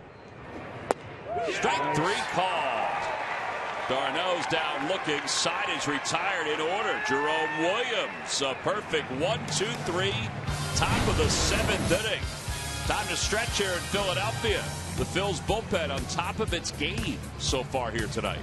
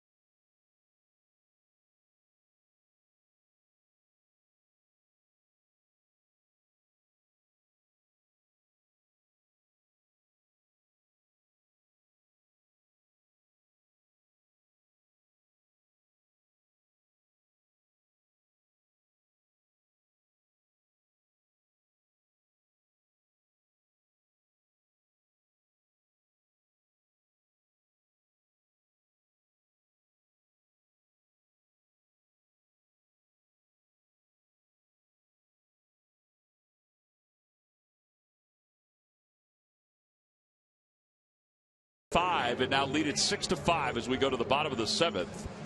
Well, I can't do it as well as Barry, but here we go. Headed into extra innings and need a boost. Call WB Mason to order Green Mountain Coffee K-Cup pods. Great tasting coffee at amazingly low prices delivered free the very same day when you order by 11:30 a.m. WB Mason knocks it out of the park. Who but WB?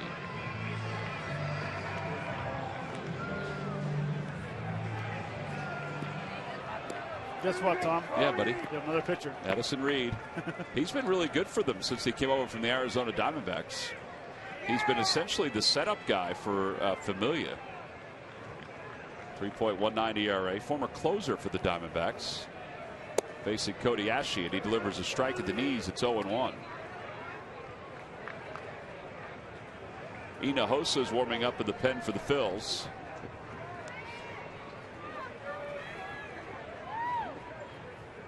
Strike two. Ball had some late life on it.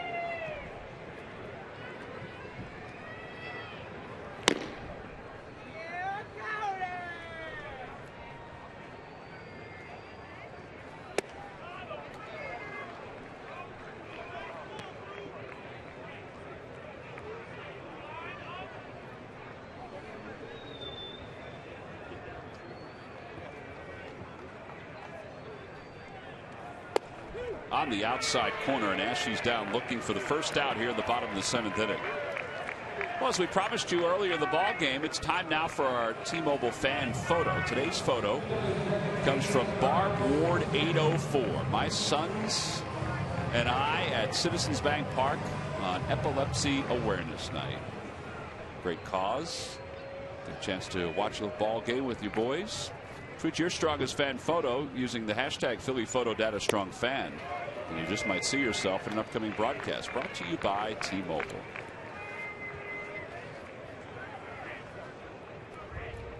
Darnell Sweeney is 0 for 2 with a walk tonight. 1 ball and 1 strike.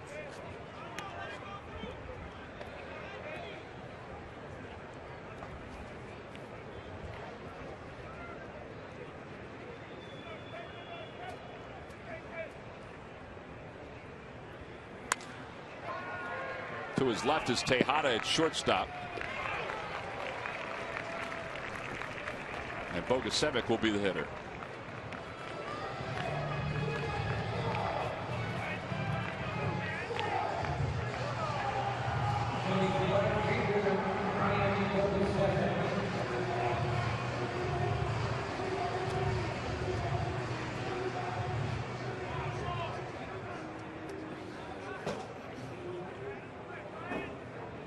I'm thinking Reed is hard to pick up. Like his ball gets on you a lot quicker than you think. There must be that because that little hesitation. Yeah, the little leg kick. Yeah, Bogusevic with a base hit with 2 men down.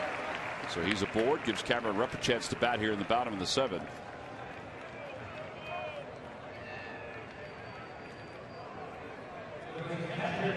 Like he's all arms and legs when he throws that jet, but he has that separation and the hand comes out of the glove. There's that slight little delay in the little leg kick. The next thing you know, he's throwing little darts down low at 94. Trying to think there, you know, the Jordan Walden guy, the guy that does a little hop, he has that little hesitation, which I think throws your timing off a little bit.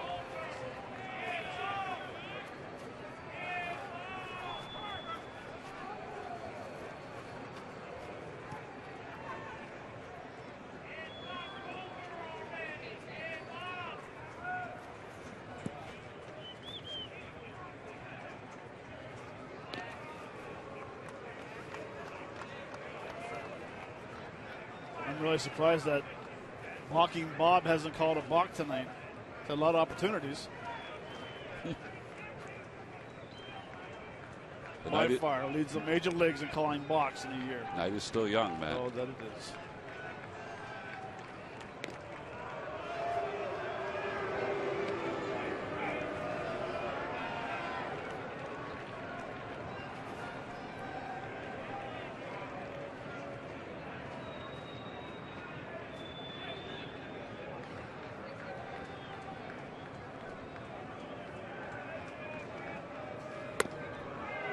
.93 miles an hour upstairs, and it's 1 ball and no strikes.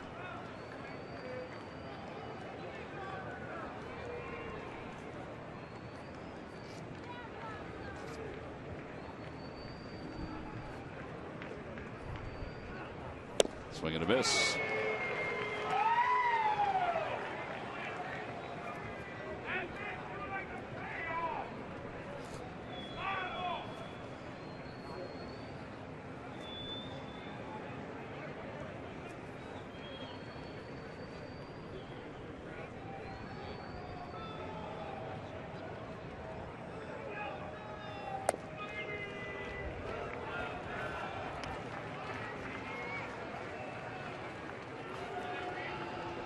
Two balls, 1 strike to Cameron Rupp. Rupp struck out his first time up, fly to left in the 4th inning, and then walked against 2 pitchers his last time up. On the outside corner, 2 balls, 2 strikes.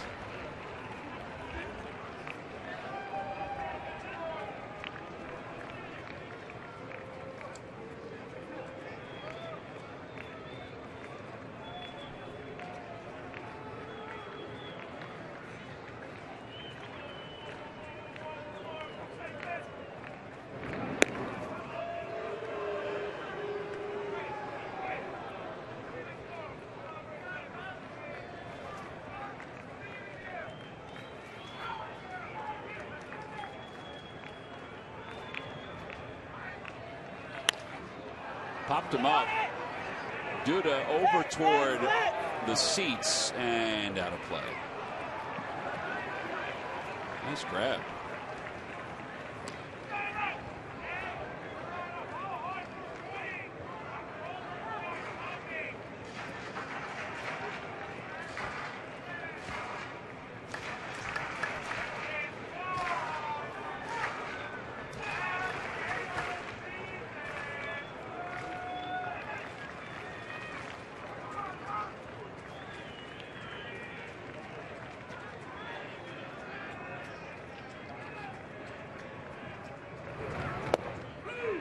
Strike 3 on the outside part of the plate. Reed gets a couple strikeouts in the inning. No runs, 1 hit, and 1 man left. We'll go to the 8th inning. The Phils hanging on to a 1-run lead.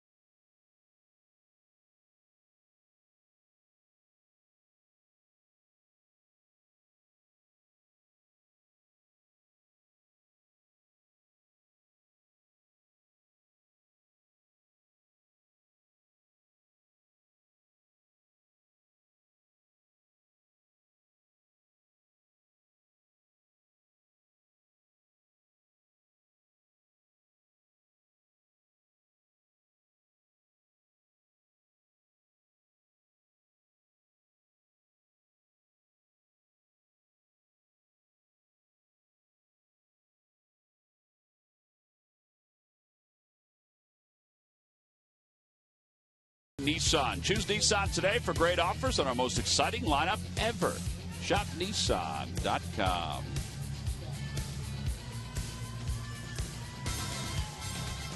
Philly Fanatic celebrating the music from Tom Burgoyne's childhood. Best friend of the Fanatic. Dancing with Margie down there in the suite level. Comcast Sportsnet suite. Yep. Greatest lady ever. Why? Because she gets you free food? Yeah. Time now for our Hyundai defensive plays of the game. Well, this is a very nice play right here. Very key moment in the game. Runners on first and second. Makes a very nice catch in center field. And Bogasevic crunches the ball to left center. Another big play, especially when there's a man on first base. So the New York Mets outfielders are playing very good defense. That's why that's your Hyundai defensive play of the game. Brought to you by your local Hyundai dealers.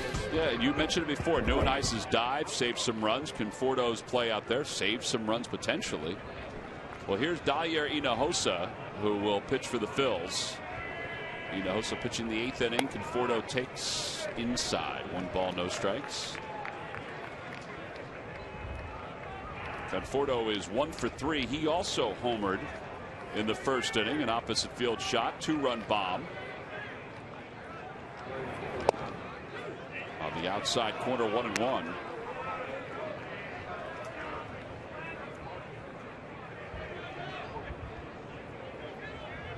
Hinojosa's allowed single runs in 2 different games as a member of the Phillies. And that's it. Single earned runs. He's allowed 3 overall.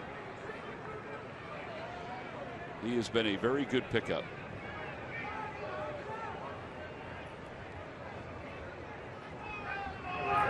Swing and a miss. He got him. The fire over to first base to complete the strikeout. That's 3 straight strikeouts for Phil's pitching. 1 away here in the 8th inning. It's time for the Major League Notebook. A very chilly Greg Murphy will have it for you. No, it's nice down here. 159 days after tearing his Achilles tendon, while Adam Wainwright was back on a major league mound today. He pitched in game 1 of the doubleheader between the Cardinals and the Pirates. The Pirates won that game 8-2. It's amazing. They said it would take anywhere from 14 to 18 months to recover. He said he would be back in 2015, and he was indeed. He said it was an amazing feeling walking out on that mound today. He is expected to be part of the Cardinals' postseason plans, by the way. And how about this? This happened last night, but I thought it was kind of cool, so I made it notebook worthy. Anthony Rizzo of the Cubs hit by a pitch for the 30th time last night. And it's 9 clear of anybody else in Major League Baseball. He also has 30 home runs this season.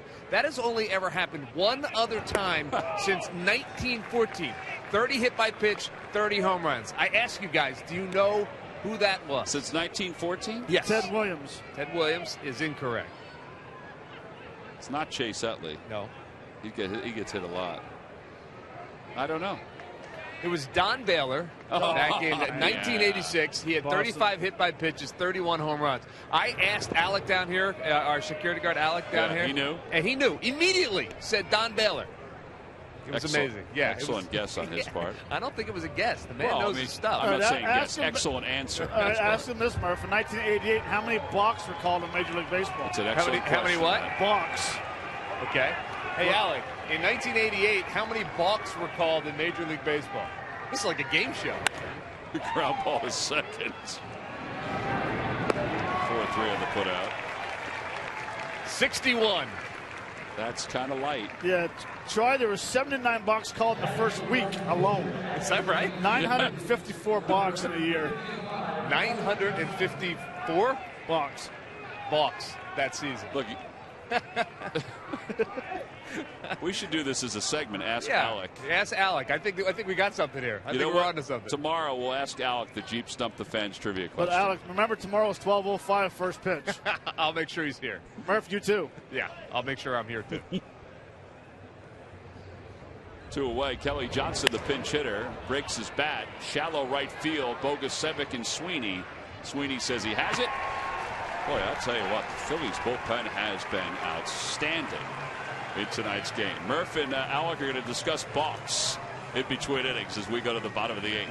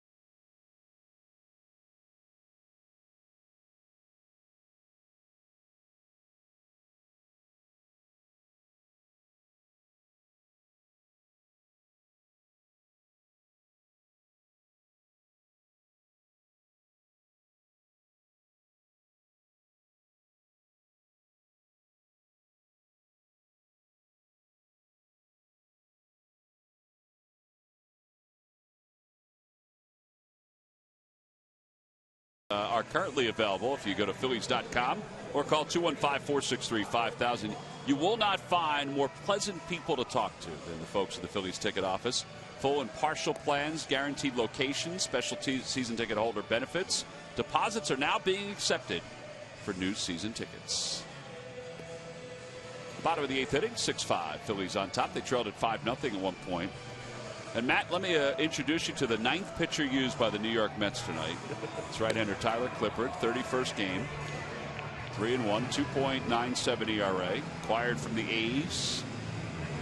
Helped solidify the back end of the Mets bullpen.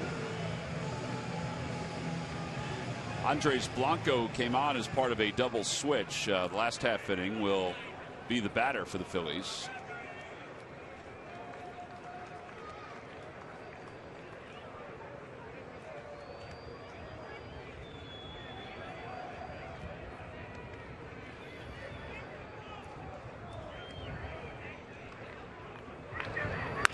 Pulls that one foul. Andres and his wife welcomed baby boy Adrian Andres Blanco a couple days ago.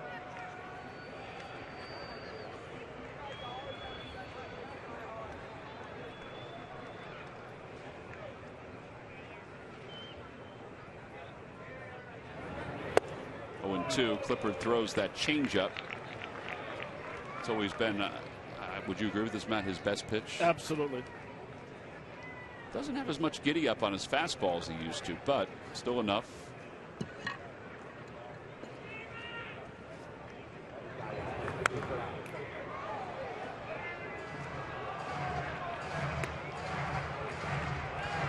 We are 2 pitchers shy of the major league record set back in 2007 in a 9-inning game. Matt, what did you tell me the individual record is? The record is in a game is 21 pitchers used. All right, so that's extra innings, though. That was 18 innings. 18 innings. So that makes sense. Why did I say 18 innings? What did you? Oh. Uncle, I know better than that. Well, we are going to have at least one more. Ken Giles is warming up in the bullpen. 0-2 pitch coming to Blanco again. Serves that one down the left field line. It is a fair ball. And Andres on his way to second base will get there. A double for Andres Blanco. He does that for baby Adrian. Nice way to welcome your son into the world.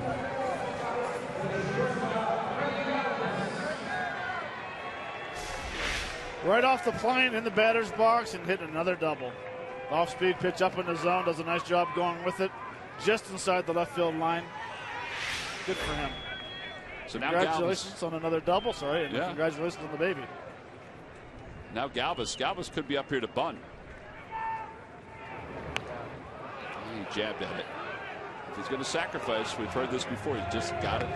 He's got to sacrifice.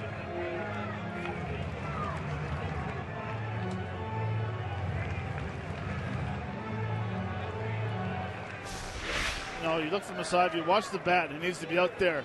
Watch how all of a sudden he drops it back and he drops the barrel down. Body's moving. That's why he's fouling it off. That to me looked like it was a bunt for a base hit.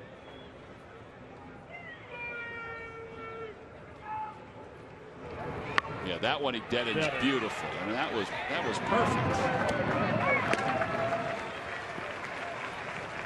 Sacrifice is successful. Good night for Freddie. 2 runs scored, 2 RBIs, a couple of bunts, and now Odubel's up with a runner at third base here in the bottom of the 8th.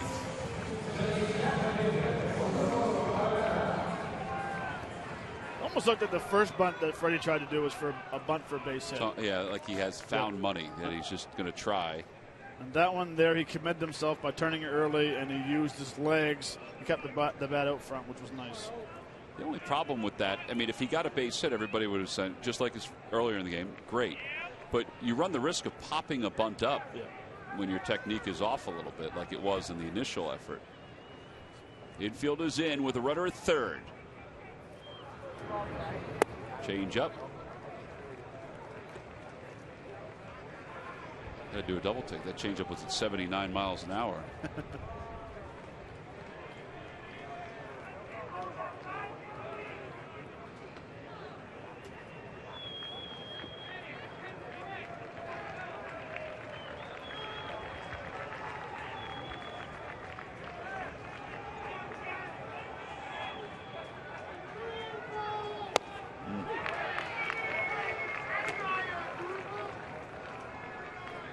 I think, Tom, the record for most pitchers on a team used in one 9-inning game was the Texas Rangers used 11.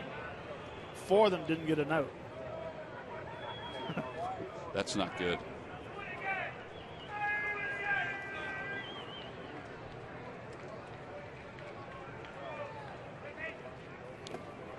Way out front, it's 1-2.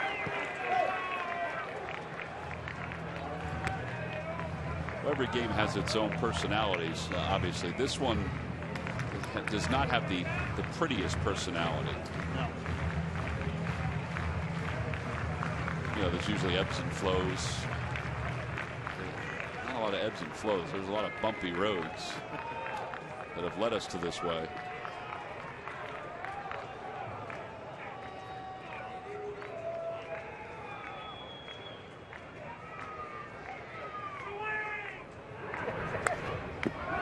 Pitch to hit there, fouled it back. It remains 1-2.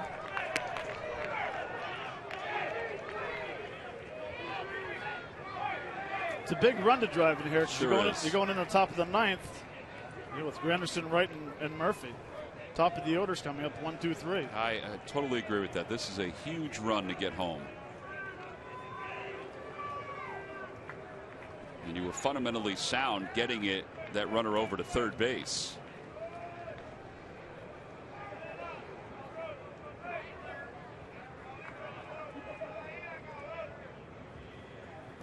And that one gets away. It's so appropriate on a night like this. The Phils would score another run on a wild pitch. The 7th wild pitch of this ball game. 7-5, Phillies on top. Unbelievable. So we've had 7 wild pitches, 4 by the Mets, 3 by the Phillies. We've had 5 players hit by a pitch. And oh yeah, 1 pass ball. 2 ejections and 1 spike. I mean, that wasn't even close. That was kind of like Alec Asher in the first inning, where Alec was really struggling with his command. So the run does cross the plate. 7-5 Phillies. Clipper just called himself stupid on that one.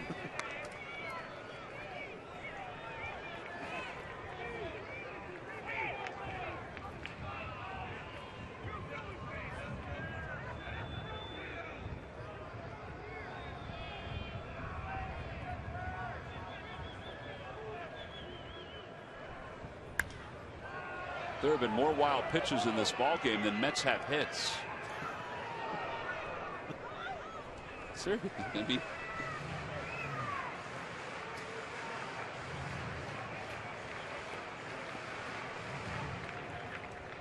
well, that happens when you're coming up on the top of the hour of 11 on a 9-inning game, by the way.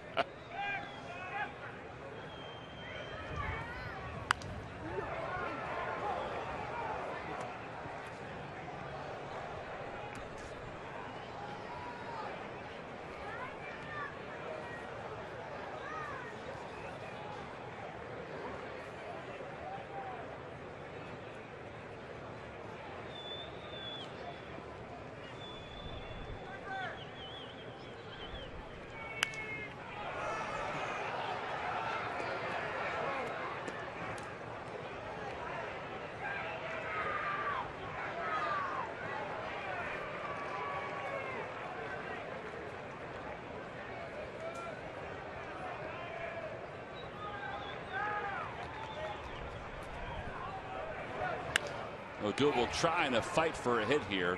Loops one out towards shallow left. 2 away. But Aaron Altair's coming up.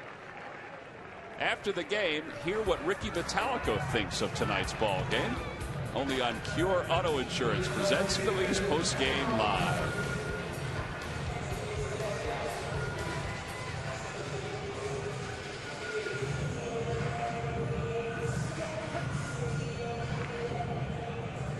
2 away. So Clifford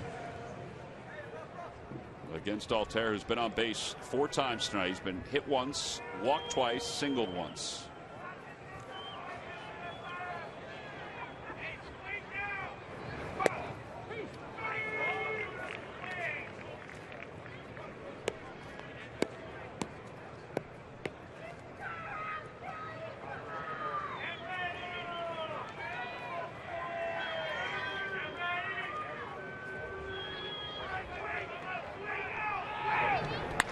Ground ball back to the box, flagged down by Tyler Clippard, and the inning is over. However, the Phillies score an insurance run, and that means Ken Giles will come on to pitch the 9th inning with a 2-run lead. Let's see if he can keep this run going.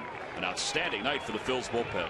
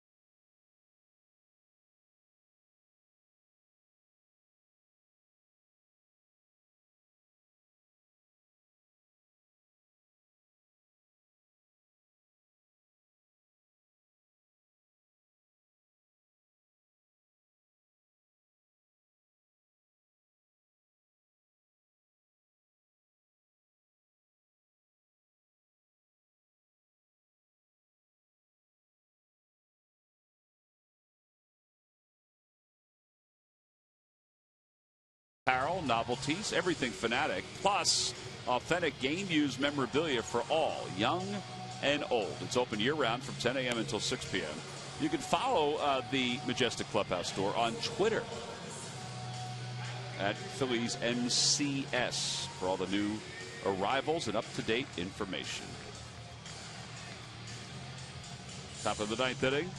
Juan Samuel is getting the defense all aligned, catching the extra balls that come in from the infield. Ken Giles' 67th game.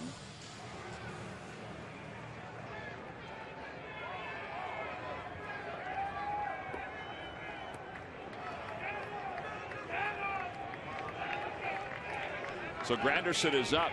Granderson is 2 for 4. The Mets have not had a hit since the 4th inning. That was an infield hit. Their only base runners have been a couple of walks, a hit by pitch, an error. The longest ever 9-inning game for the Phillies, 4 hours and 13 minutes this season. Yeah, that was a long one in Los Angeles. I couldn't stay up for it, sorry. Yeah, we ran out of Stan's Donuts by the 6th inning. This one is now closing in on 3 minutes and 53 seconds. For 3 hours and 53. Oh, 3:53 would be fast. 3 hours and 53 minutes. Sorry. 1-2 to Granderson.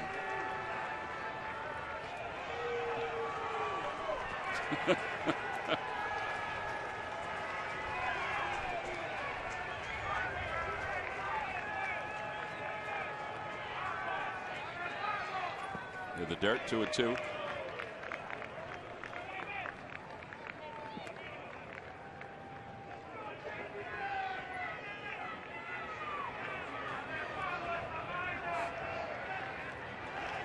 Jeurys Familia, the Phillies hope that they don't see him tonight. They have a 2-run lead here at the top of the 9th. A little low, 3-2 to Granderson. He has walked 91 times this year. David Wright on deck.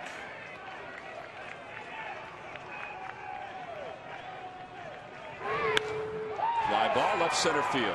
Altair says he has it, and give it to him. He's got a Gold Glove. 1 out. Ken Giles gets the first out here in the 9th inning. He closed out last night's game. He did give up a home run in the game, but closed it out.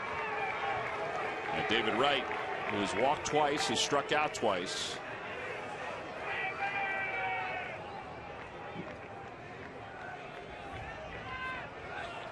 I got to believe David Wright will not be playing tomorrow. Yeah, I wonder how they'll handle it, because they do want to solidify home field advantage ahead of the Dodgers.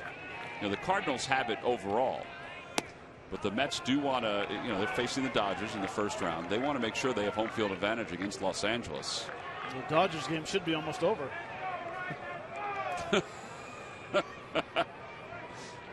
in the 3rd. 2-0 to Wright. But they are in San Francisco, so don't forget they started at 10:15, not 10:05. Right.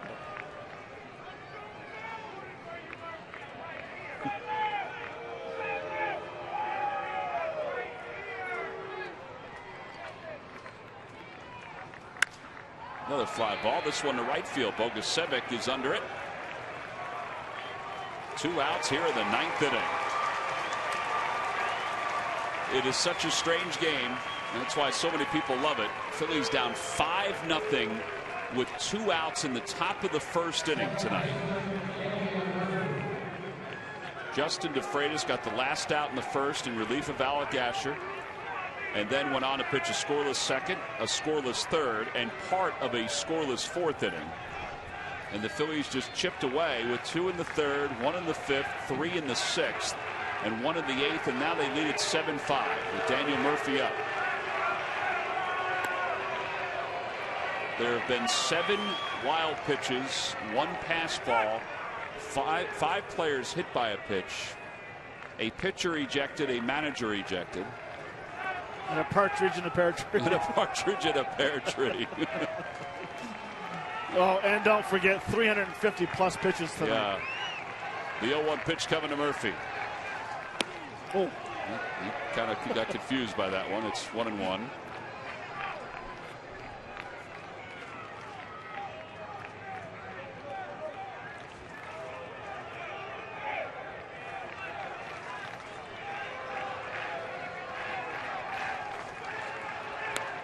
One ball and 2 strikes. He was just a little out front of that one. Same guy that got a foul ball earlier is on his way to try to get another one. This would be a remarkable victory if the Phils could pull it out. Pete Buchanan said, "Don't stop fighting, boys." They have him tonight. The 1-2 pitch. Up high, it's 2-2. That's what he asked the team last week, about a week and a half ago, and asked him a couple other times. He said, "Hey, listen, don't stop fighting. You got jobs to win. There are games to play played. They're all important."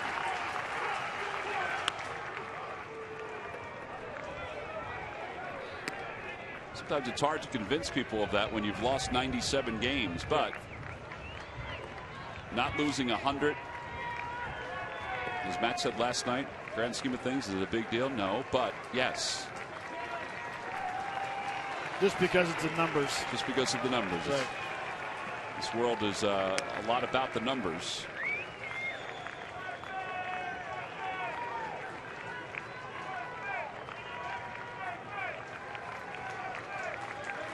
Two balls and 2 strikes with 2 men down. Murphy ready, so is Giles. And the pitch from the Phil's right-hander. High with a slider. It's 3-2. Neuenhuis is on deck.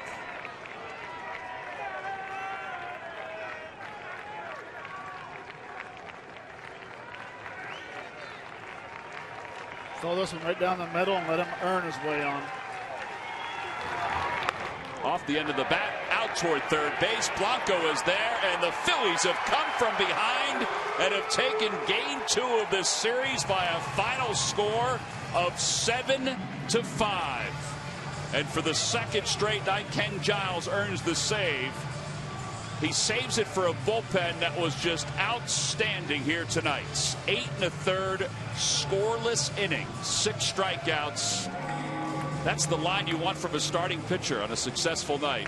Well, the Phillies got it tonight from a successful bullpen. Freddie Galvis's 2-run base hit. It was big. He scored on a wild pitch, as did many others tonight. All right, W.B. Mason, deliveries of the game. Little parts of the bullpen. Yeah, I mean, Adam Long did a nice job getting a weak ground ball to second base, or shortstop. Another weak ground ball to shortstop to finish the inning. Comes in with a nice curveball by Murray. A real bad jam shot there where the wind knocked it down going to third. But really, they came in, they threw strikes. Jerome Williams, a nice changeup. Hinojosa with a very nice split finger fastball. So all in all, it was all in all a great night, and it helped Mr. DeFreitas down with Greg Murphy. All right, thanks a lot, Matt. Yeah, 8 different pitchers it took to get the job done. You were pitcher number 2, Justin. You're going to kind of represent the bullpen tonight. Just talk about the job that you guys were able to do. 3 innings strong from you, and then the guys behind you. It's a fun game as a bullpen, especially when things don't get off to the start you hope. You're in for a long night, and it was nice to see guys come out of the bullpen and get the job done. Tom and Matt were just talking about this team and how Pete asked this team to keep fighting. And I think when you watch the guys inside the dugout, you spent most of the night in the dugout tonight, and you saw that energy. I mean, is that what that's all about? You guys just battle until the end? Well, yeah, these guys fight, man, and it's fun to be in the dugout when that kind of stuff is happening, I feel bad if I didn't say that, with the job the bullpen did, it means nothing if the guys don't continue to fight, and that's what they did, and it was a fun atmosphere to be involved in the dugout. Have you ever seen anything quite like the wild pitches and the pass balls and everything that seemed to be going on today in this 4-hour game? I don't know. Maybe it has something to do with the weather, a slippery mound. Who knows? I'm not one to say anything's on purpose or anything like that, but, it's unfortunate the way things happen, but it's part of the game, and, nobody got seriously injured, I hope. And, like I said, we'll chalk it up to the weather. All right, Justin, thanks for your time. We appreciate it. Good job. Yeah. Guys, back upstairs. All right, Murph, thank you. We appreciate that. Kenny Giles closes the door on save number 15. The Phils, a come-from-behind 7-5 win over the Mets. We'll be back to wrap it up right after this.